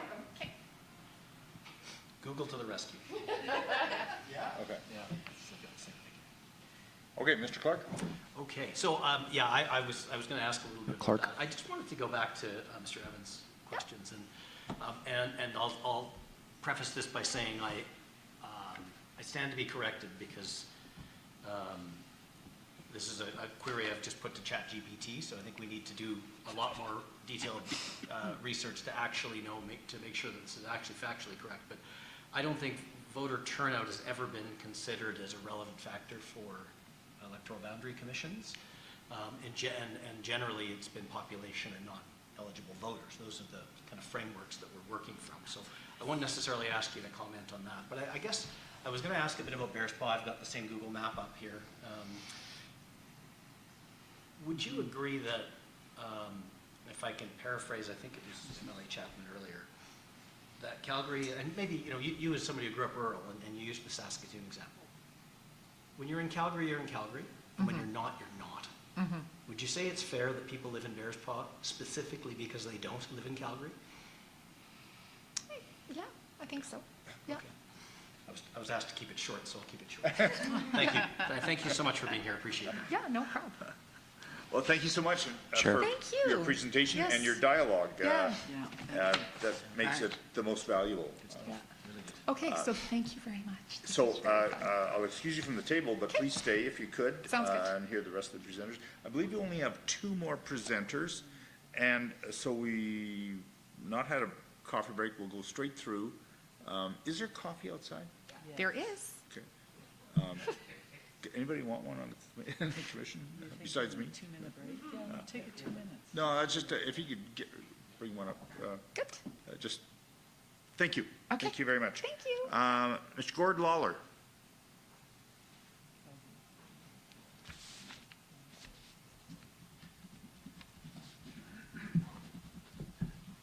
Good morning. Morning. I am the counterpoint to a couple of the points that have been made. I made myself some notes here while I'm Gord sitting here Lawler. because this is my first go at this. I'm a 2-term councillor in the town of Stettler, and I'm the new mayor. Thank you, sir. And Sorry, two-term councillor and mayor where? town of Stettler. So I'm in the Drumheller-Stettler constituency. And I would ask if you would. South of Wainwright. What's that? South of Wainwright. South of Wainwright. Yeah, if you want to use that, sure. It's like Saskatoon, but different. North of Brugs. Well, sorry, we had a presentation or a hearing in Wainwright, Sure. and I drove home, and I almost ran out of gas, and Stettler didn't have a gas station open. That's why. The co-op gas station has the 24-hour self-serve. But it's You a should, card lock. write to It's the a mayor. card lock. No. Oh, the co-op, yes, The yeah. co-op gas station, yeah, it has the liquor store. And Sorry, But that's shouldn't okay, take I'm not away- offended. I would ask you to ask me tough questions, though, like, please, be bad cop, I like it. One of I made myself some notes here, I want to say, this is friendly, but formal, and it's comfortable, so thank you for that. I would not want to be on your side of the table. I'm going to ask you to ask me a question about schools and about voter turnout, because that's not part of my presentation, so I'd appreciate that. I am here for rural. In the city of Calgary, I have Country Hills Boulevard, and I live in Country Hills. I have to drive to go anywhere. We don't have transit. So, going to my presentation, I'm Gord Lawler. I'm the mayor of the town of Stettler. And I want to thank you for the opportunity to speak today. I'm here to represent and speak about rural Alberta. As a municipal leader, and on behalf of residents in central, east Alberta, and all of Alberta, about the electoral boundaries. I've only recently learned about the electoral boundaries because it wasn't in my wheelhouse as a councillor. I was more concerned with immediate local. These changes will reduce rural representation by 3 MLAs and increase urban representation by 5 MLAs. And while the Drumheller-Stettler constituency is not being affected at all on paper, the principle and the reality of diminished rural representation does affect all of us. So the Drumheller-Stettler electoral district covers a vast rural portion of east central Alberta, spanning over a large geographic area that includes the towns of Drumheller, Stettler, Hanna, Oyen, and many smaller communities and agricultural regions. We are very capably represented by the Honourable Nate Horner, a gentleman who actually nominated me for the nominated and presented me with the Queen Elizabeth II Platinum Jubilee Medal in 2022. I suspect that Nate was predicting my future as a municipal leader better than I did. I never saw myself as becoming mayor. According to the electoral district profile, the current Drumheller constituency has a population of about 50,000. That's residents, and it covers a tremendously large area that spans many thousands of square kilometers. Even elector lists show that the number of registered voters in Drumheller-Stettler is significantly lower than the provincial average, reflecting our rural population spread over a low density outside of urban centers. Urban ridings concentrate voters into dense areas, neighborhoods with proximate services, frequent transit, centralized government access, and by contrast, rural ridings face things like distances measured in hours, not minutes, emergency service response challenges that require MLA advocacy far beyond typical city concerns. I've sat on our ambulance authority for 8 years, and I had Nate Horner do some intervention, and our health minister came to Stettler 3 times regarding our ambulance service. Healthcare access issues, where local clinics and hospitals serve large areas with limited resources. Infrastructure demands, from gravel road maintenance for my county partners, bridges, regional drains, and fire halls. In our riding, for example, a resident in Consort or Oyen may travel more than 3 hours round trip for specialist medical care in Red Deer or Edmonton. Our agricultural producers in rural counties operate across hundreds of kilometers with unique water, land use, and environmental issues. On-call staff in our small firefighting and our EMS units, they juggle long shifts and long calls without the same support scale that's seen in urban centers. And these are not abstract challenges. These are day-to-day realities rural MLAs must understand and advocate for. When rural representation is reduced, it weakens the voice of communities that already struggle to be heard above the noise of concentrated population and political influence. And why reducing rural MLAs is a problem. I understand that Alberta's population, the urban population specifically, is growing. And we should plan for fair representation that reflects population shifts. But population alone shouldn't be the sole metric. Geography matters. Accessibility matters. Community distinctiveness matters. Service delivery realities also matter. Rural Albertans do not live close to our MLA's constituency offices. We don't have transit, and we don't have frequent municipal forums. We have vast distances and diverse local economies, from farming and ranching to tourism, small business, which I am part of that factor.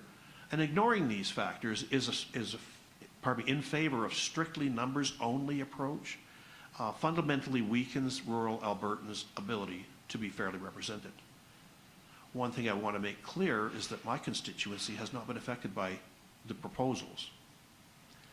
I guess you could say that I'm here because staying silent because it doesn't affect me directly would be wrong. It affects all of rural Alberta. This is why I'm here. I'm here to advocate for rural healthcare sustainability, address EMS, wildfire preparedness, municipal emergency planning, champion agriculture, infrastructure, and investment, bring forward local voices on the provincial policy that directly affects rural livelihoods. These outcomes are not theoretical. They are real, lived experiences in Drumheller, Stettler, County of Stettler, Paintearth County, Starland County, and many families who make rural Alberta their home. Rural Albertans are not asking for special treatment. We are asking not to be diminished. By reducing rural seats and increasing urban seats, and what I want to speak to specifically is the two additional proposed MLAs added to each of Edmonton and Calgary makes sense. Removing 3 rural MLAs to then put them into the urban centers increases voice and decreases voice. And one of the realities that we face is the proposed boundary changes. There are constituencies where it's up to a 5-hour drive to get from one end to the other. And I urge the Commission to consider representation that balances population with geography, community context and accessibility, so that rural Alberta's voice remains strong and heard. And I appreciate your time. Thank you very much, Mr. Lawler. Chair. Mr. Evans? I'm going to ask you about voter turnout. Evans. Voter turnout. It's interesting, the point is well made in the sense of voter turnout. A high voter turnout shows intensity and involvement. And speaking specifically to rural and our constituency, when Minister Nate Horner ran for his second term, our voter turnout was below the provincial average. And I would consider that satisfaction, and I'll say complacency, but satisfaction with representation, pretty much a sure thing, so I really don't need to take time off the tractor to go and vote. So I see it kind of in a counterpoint to the, it's not lack of engagement, but more of a complacency. My neighbor's going to vote for Nate, so I don't have to because we got this. So in 2019, it was based on the population. About 46%-ish, give or take? It was 49. 49? And then dropped in 2023 to 45. And I understand what you're saying in terms of there's a satisfaction level there, and so the complacency is accounts for the drop in percentages. But what about the concept of if we're going to look at it, is it a factor that has value in your opinion in helping us define or determine effective representation, what that means in Alberta. And if that were the case, would it then make sense to, where there was high voter turnout, increase the population, which, without diving into it in more detail, would dilute the voting, the voter turnout to bring it in line with the provincial average? And the same would be true with respect to low voter turnout. You would reduce the population in that electoral district. Does any of that, Well, is there any value there? I see value there. You know, to sit on your side of the table would be total brain sprain for me. Like, I just couldn't do it. Because there's so many valid points being made that completely contradict each other. The 2019 turnout was higher than 2023. 2019, Nate Horner was running to become an MLA. And he was running against, I'd say, a pretty formidable opponent. And so thus people came out and made their voice heard. In 2023, I believe at that stage he was the agriculture minister. He was doing an exceptional job representing our community. I have his personal cell phone number, and he answers my calls.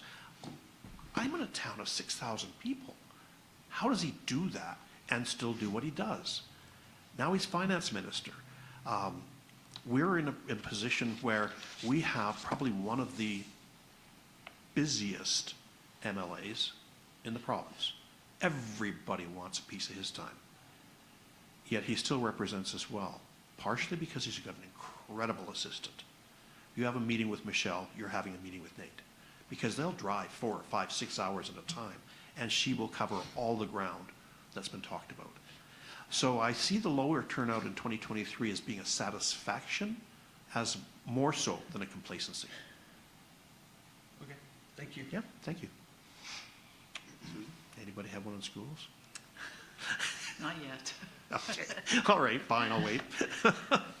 Thanks for coming Samson, today. It was appreciate a long it. drive. It was. Yeah, I appreciate that. Drumheller-Stettler is a very, very large riding, and yet the population was low. Yes. And we struggled with Drumheller, and although you might think that it didn't change much, we did take Hardisty in. Hardisty was not in the riding before because we needed the population numbers. So you encompassed Hardisty in, In. which really is, it's not a hardship in the sense No. of the coverage for our MLA, but the reality is you're adding the population. I Yeah. understand that. But, you know, in the end, I know we talk population numbers a lot, but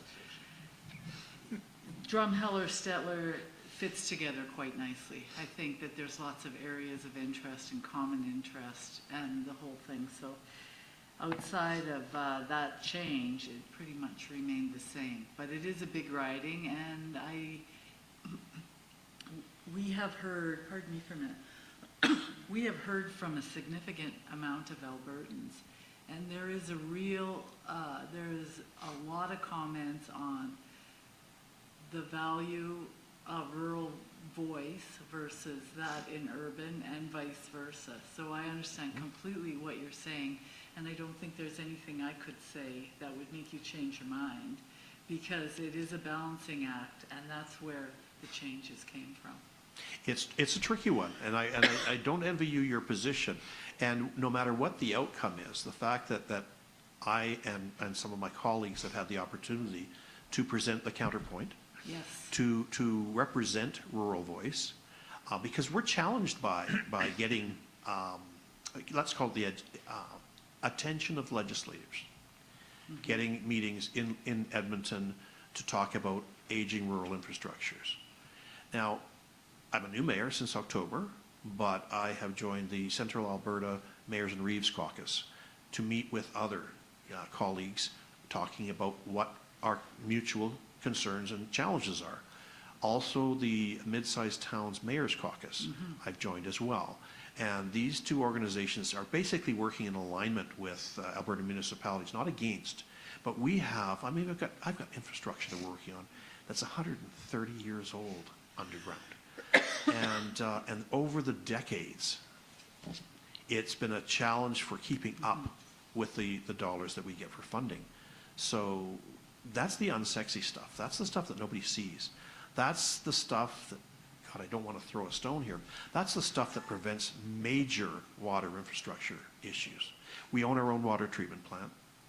We provide water as a supplier right out to Consort to the east and almost to Camrose to the north as a supplier of potable water. And we did have a break that had to be fixed. And we did go into water conservation mode, and the public never found out because we got it fixed within 48 hours.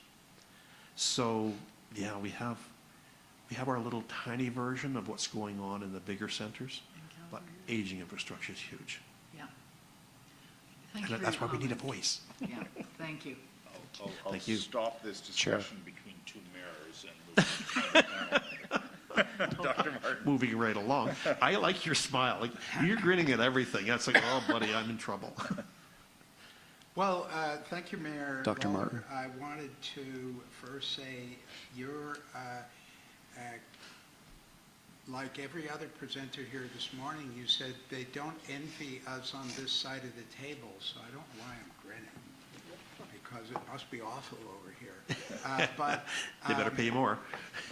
you've heard, as we've discussed with many of the other presenters, the array of factors that we are charged to think about as we determine boundaries.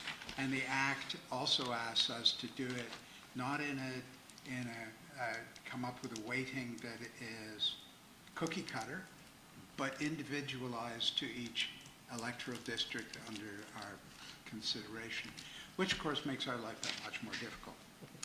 But one of the factors sure is, and we see it a great deal in the rural areas, is to achieve anything that looks plausibly like effective representation in very, very large footprints, we have to consider the distances traveled by the MLA. And as a mayor, you'll know some of this as well.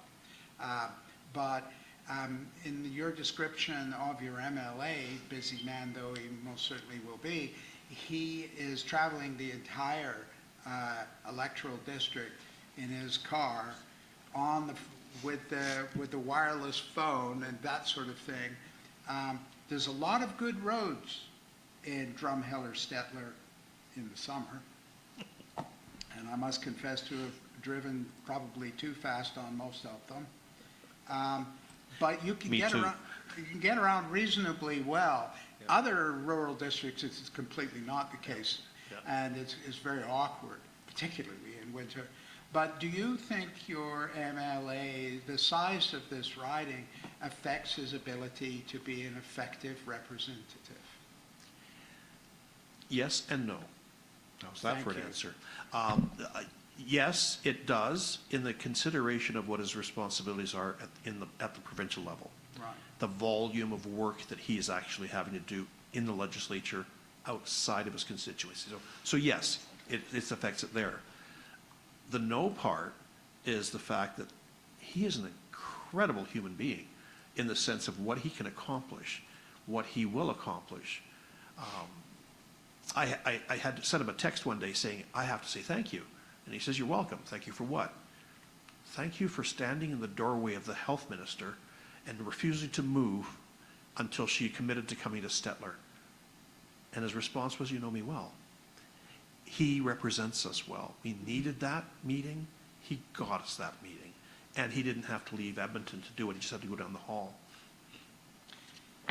Well, that's a lovely anecdote, and Dr. Martin. I'm glad that you're proud of your MLA.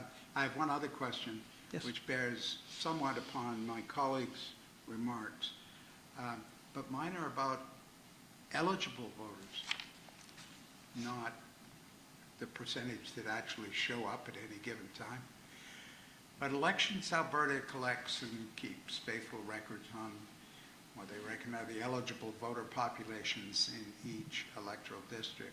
Yours, at this present time, if you divide the population, you end up with a quotient of 32-ish thousand. Yep. electoral voters. You're at 29.5. So even though you're relatively small overall population, you have a quite robust eligible voter pool. Right. Now, most of the adults, most of the people over 18 in your riding are eligible voters. You don't have a large population of new Canadians who are not yet eligible voters in the way we see in some of the big cities. Percentage-wise, I would find myself agreeing with you. I can speak only to the Stettler directly. Yeah. We have an amazing Filipino community. I kind of contribute that they were part of how I got elected as mayor. I had a very formidable opponent against me. And too many of them aren't eligible voters yet. And they're literally all of them. Their goal is to acquire the Canadian citizenship, be able to vote, make the difference, if you will. So in your experience, this is useful. So in your experience, which must be considerable as the mayor, you know, there is an identifiable population of people who are new Canadians, to put it crudely, who are not yet citizens, and they are living and working in and around Stettler. Yes. And do you anticipate that number to grow? Yes.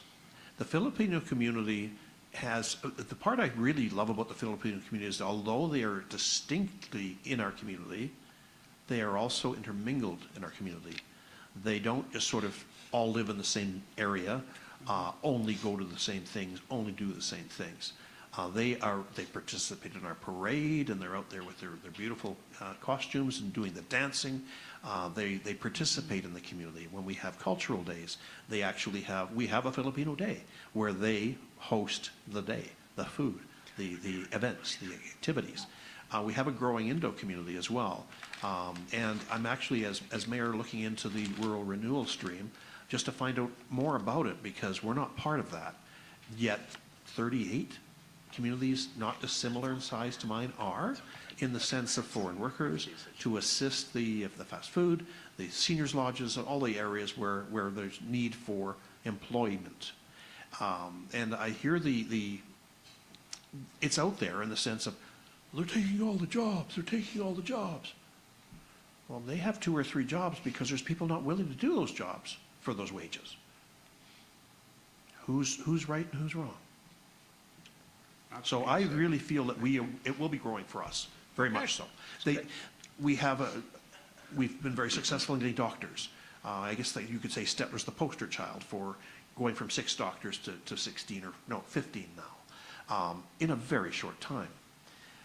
It had to do with financial incentives, no question. Unfortunately, that's the world we're living in. But it also had a lot to do with doctors bring doctors. You know, you get a South African doctor in Stettler, and he's got a friend, or she's got a friend. And now we're in Nigerian doctors, and one had a special needs son, so she chose to move to Red Deer because she had that need.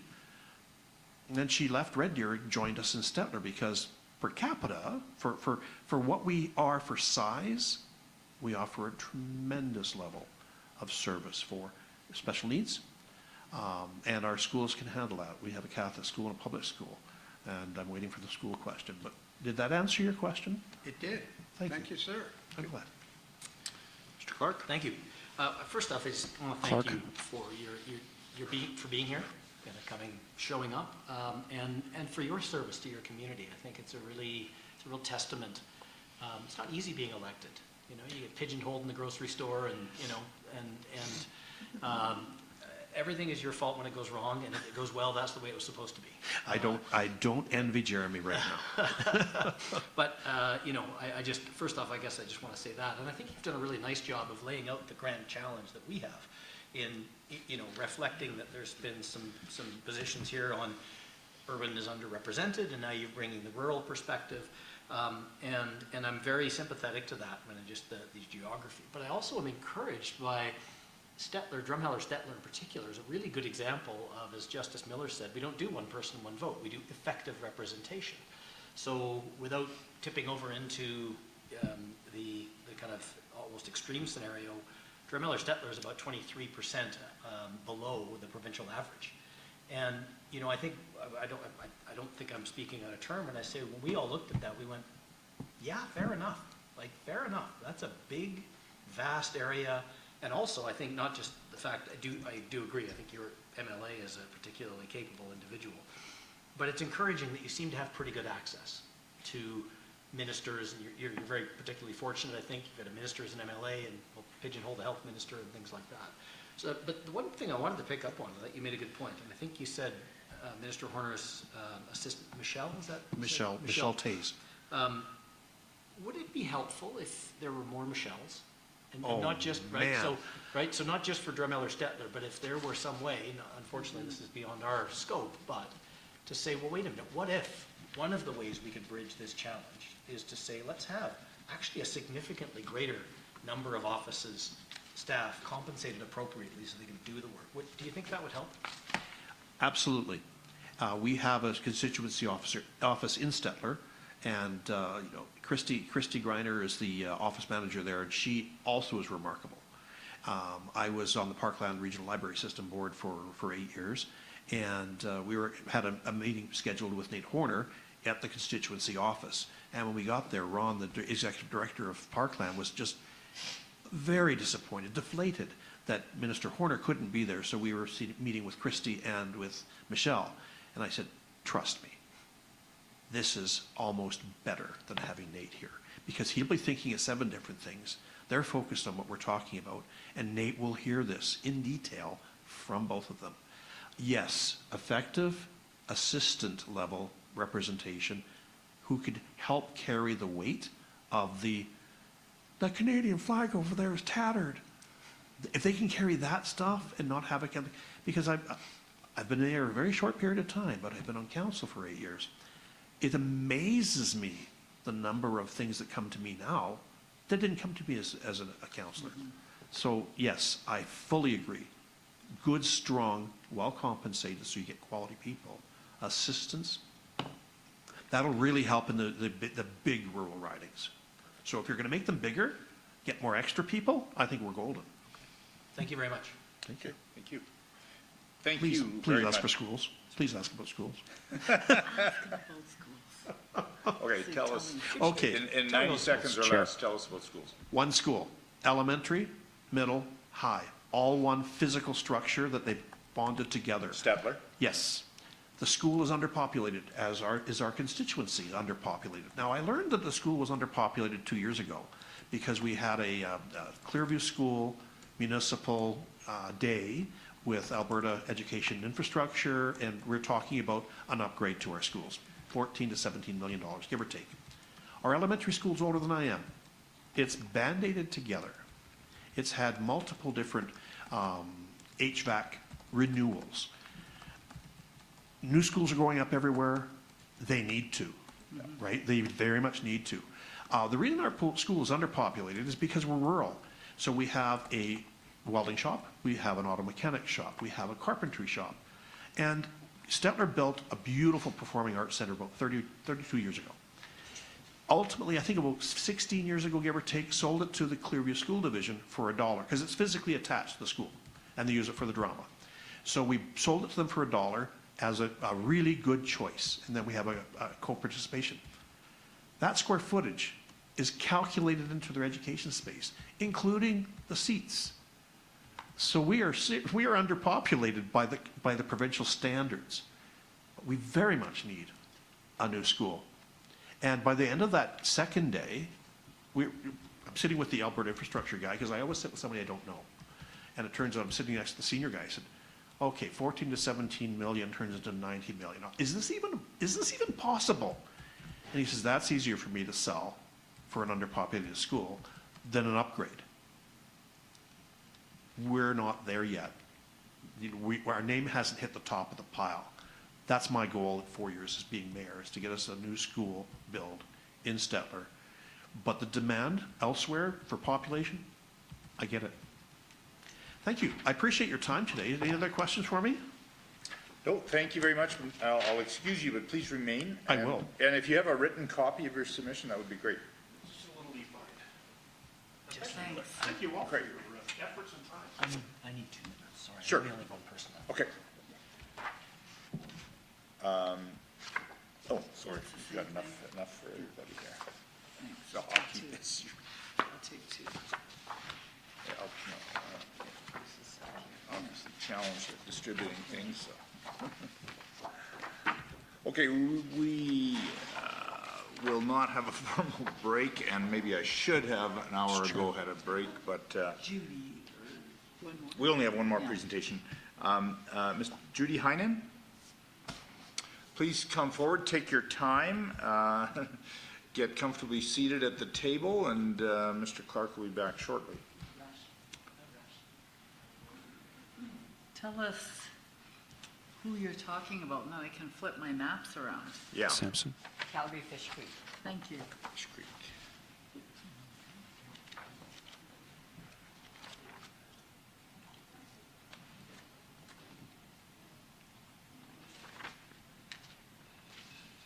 A big riding in terms of population.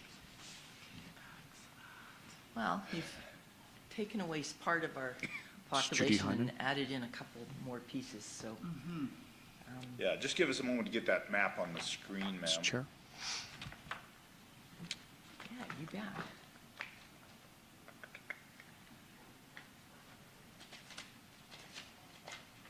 Gives me time to get my paper ready.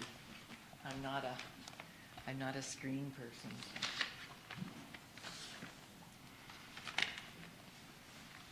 I don't know if you noticed, I resisted commenting on how I fought to have John Heller. I know. But then we. High population, are you one of these?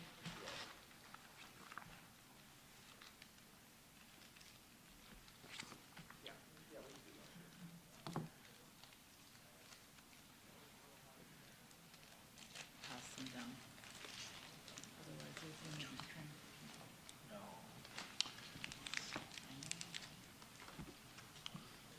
Okay, please introduce yourself formally and tell us again where you're from and what constituency you wish to comment on, or constituencies. Sure, you bet. My name is Judy Haynen.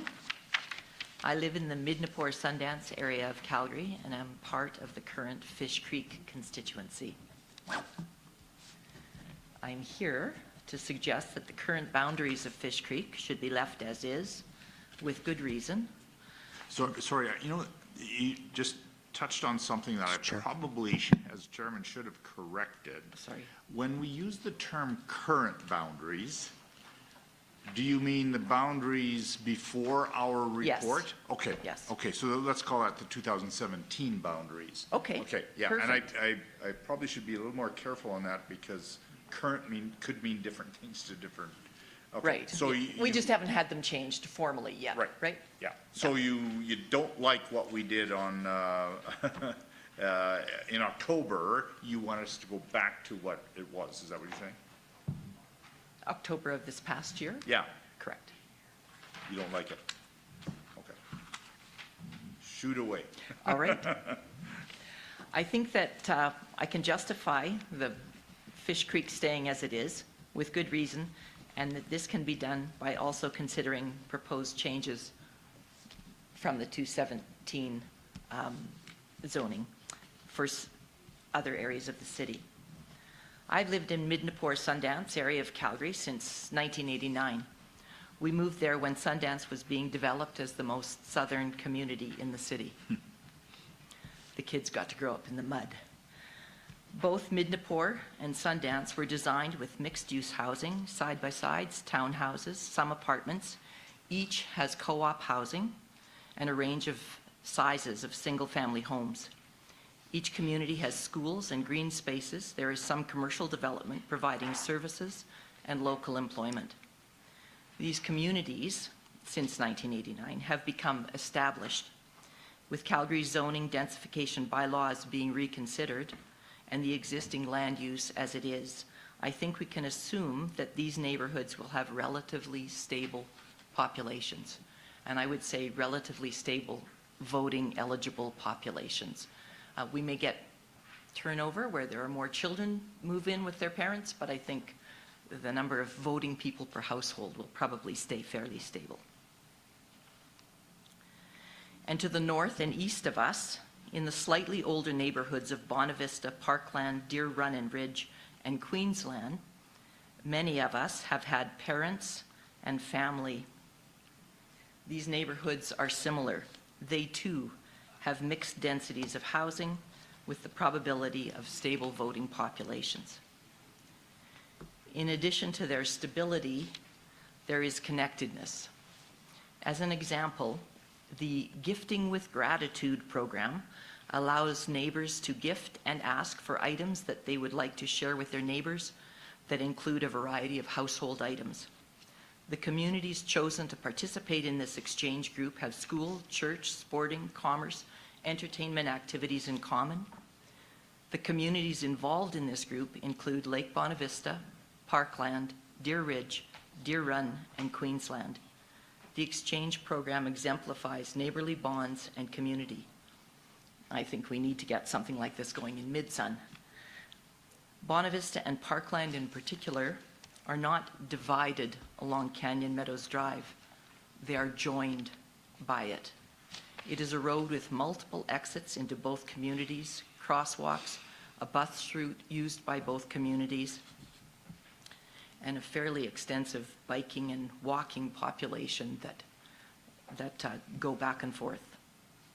The same could be said about Sun Valley Boulevard, but that is not what is in question here.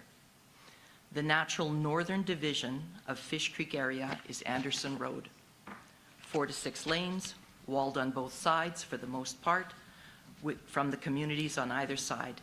Limited access to communities due to more expressway nature of the road. To the west, the Commission's suggested inclusion of limited property along Fish Creek is, nonsensical. The community of Evergreen has been split in two. Part of the new boundary is a walking path within the community. Fish Creek Boulevard does not run straight east and west, connecting with James McKevitt. It bends, and the walking path uses that space. I cannot speak to the connectedness of Millrise to Shaughnessy, but if asked, I think constituents would agree that they are more connected with each other than to Mid-Sun on the other side of McLeod Trail. To me, in Midnapore, McLeod Trail is a barrier. It separates and defines our current community. As McLeod Trail has grown into a major thoroughfare, it defines leaving the community. Both Anderson and McLeod are also recognized as boundaries for Calgary Electoral District of Ward 14. The final barrier road is Stony Trail to the south. Stony Trail is more natural than the suggested boundary of Chaparral Boulevard that splits the community of Chaparral in two. The suggested boundary separates Chaparral Ridge and Chaparral Valley from the rest of Chaparral. There are no schools or shops in Chaparral Ridge. I cannot imagine that they don't have extensive connections to the rest of Chaparral. Finally, the impact on other constituencies of leaving Fish Creek as it currently is must be considered. To the south, Calgary Shaw would gain back Chaparral. Currently, the interim report, Appendix E, puts Calgary Shaw at a plus 4.9% variance of voting population, and it is in a growth area still to be built out. Perhaps in 8 years from now, or before this commission reaches its final conclusions, Calgary Hayes, Calgary Pagan, Calgary Shaw, and Calgary Okotoks may need to shift borders. But for now, Calgary Shaw, or as far as Fish Creek is concerned, Calgary Shaw should include Chaparral. To the west, Calgary Lougheed is at a minus 4.9% variance. This too is a high growth area. But would putting half of Evergreen, or a smidge of Evergreen, Shawnee Slopes, and Millrise back into Lougheed affect that number too much? There seems to be room for a lot of growth, as Fish Creek is currently slated to be at 9.3+%. And that is considered acceptable. So the variance for Calgary Lougheed would be approximately 14% that they could grow without reaching where Calgary Fish Creek is at. Lastly, to the north, Acadia is an unusual constituency, isn't it? It includes Canyon Meadows, but carves out Chinook Park and Kelvin Grove. And now it runs in the north into Confluence. The new constituency that guts Klein, in spite of June feedback that largely suggested Klein should be left alone, shrinks Calgary Buffalo and gobbles up the north end of Acadia. I actually have no idea how many homes are in the area north of Glenmore and immediately east of McLeod. So perhaps this area presents a negligible change for Acadia, but they too are at a proposed position of plus 4.9% variance. Putting Bonavista back into Fish Creek might balance that out. Bottom line for me is that I do not have enough information about street-by-street numbers to have suggestions for improvements in the center of the city. However, I do feel my comments regarding Fish Creek have value. In conclusion, I would like to suggest that the existing communities of Fish Creek, put together with the pre-2017 constituency alignment, work well together. The boundaries that have created Calgary Fish Creek should be left as is. Thank you for your time and the opportunity to speak. Thank you. And I'm going to start, Ms. Heyman, about the population. Our projected or recommended electoral division has a population of 60,044 for Calgary Fish Creek. I'm embarrassed to say I don't know what the previous one was. Did you have any idea? I can tell you, I just looked at that. 52,838. Okay, okay, as of so we've 2024. added a lot into this riding, and are you saying that the area around south of Stony, which includes the Chaparral, that should be taken out of our projected or our recommended Fish Creek? Is that what you're saying? Yes. Okay, and if that was done, you'd be happy If you left Bonavista, on the other, On the okay. other end. Okay, thank you, thank you.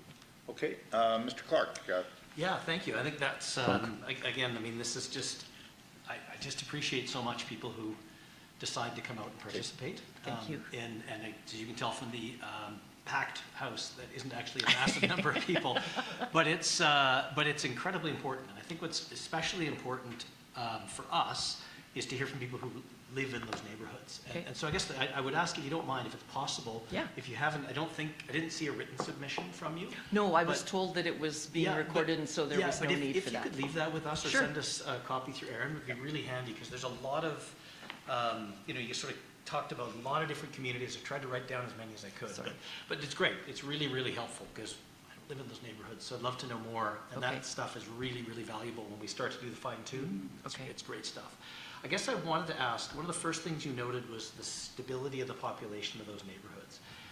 Is there much development? I mean, it sounds like it's all built out, right? And there's not a lot of greenfield. Is there much infill, some of this blanket rezoning? Is that happening in any of these neighborhoods, or is it pretty stable?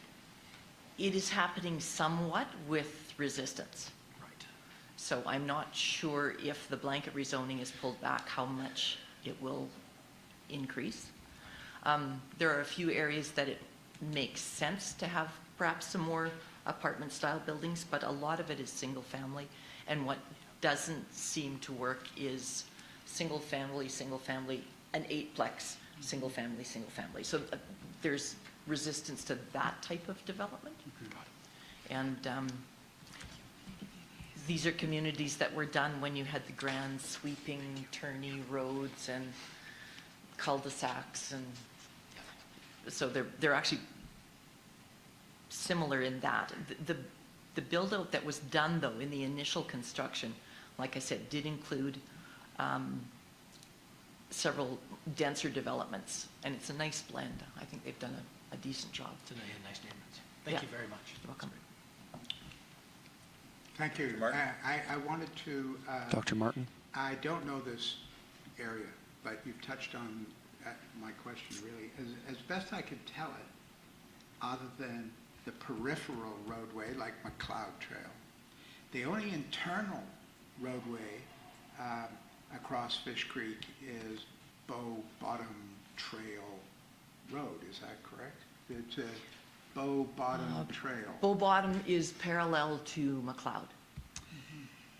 But it's the only one that connects the communities on either side of the creek itself.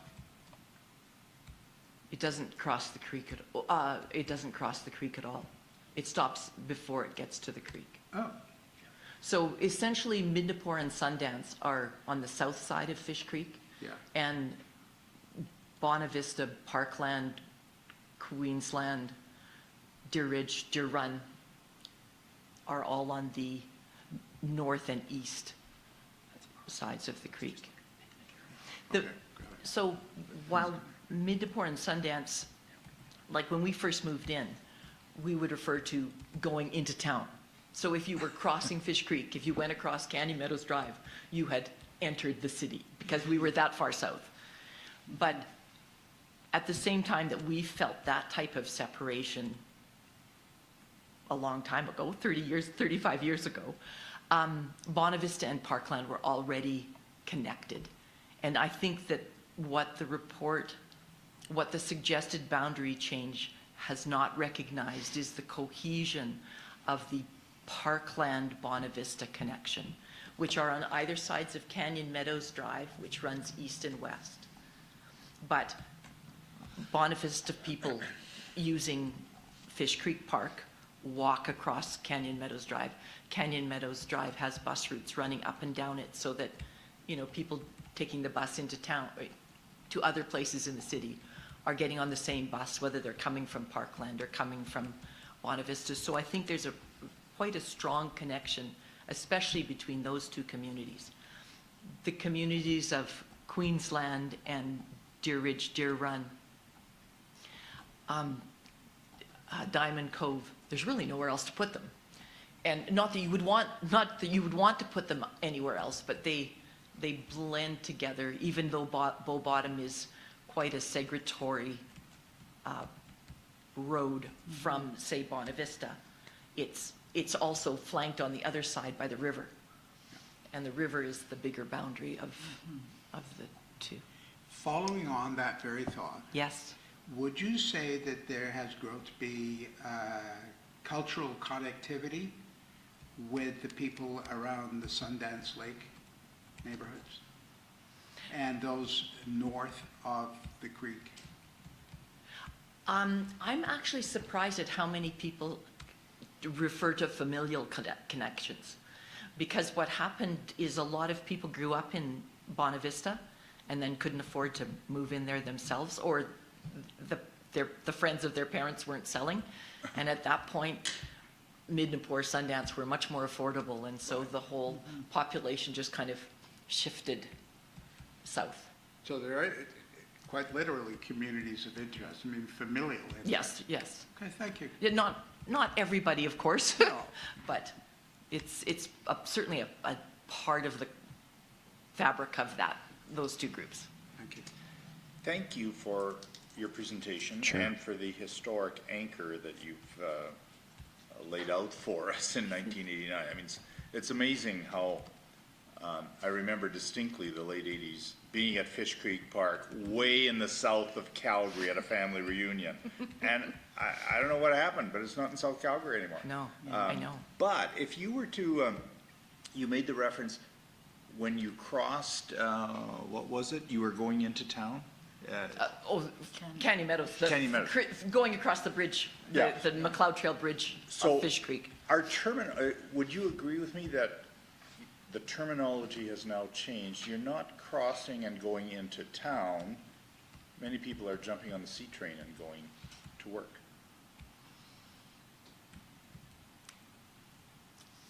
Yes, there are a lot of people doing Yeah, that. I mean, it's not an exact equivalent, Yeah. But, I mean, the C-train didn't really exist in No. '89, yeah, so, yeah. Okay, thank you, You're welcome. thank you. Susan? Thanks. Thanks for coming out. Samson. I really appreciate your time here today. My pleasure. And Fish Creek was one of the communities inside Calgary that saw a lot of change. So thank you for bringing those detailed communities to our attention, because now is the time. If there's a chance of changing, we'll do it now. Great, that would be. So thank you yeah, again for that information, and that- leave it with us. Thank you, that would be awesome. I have nothing, thank you. Okay.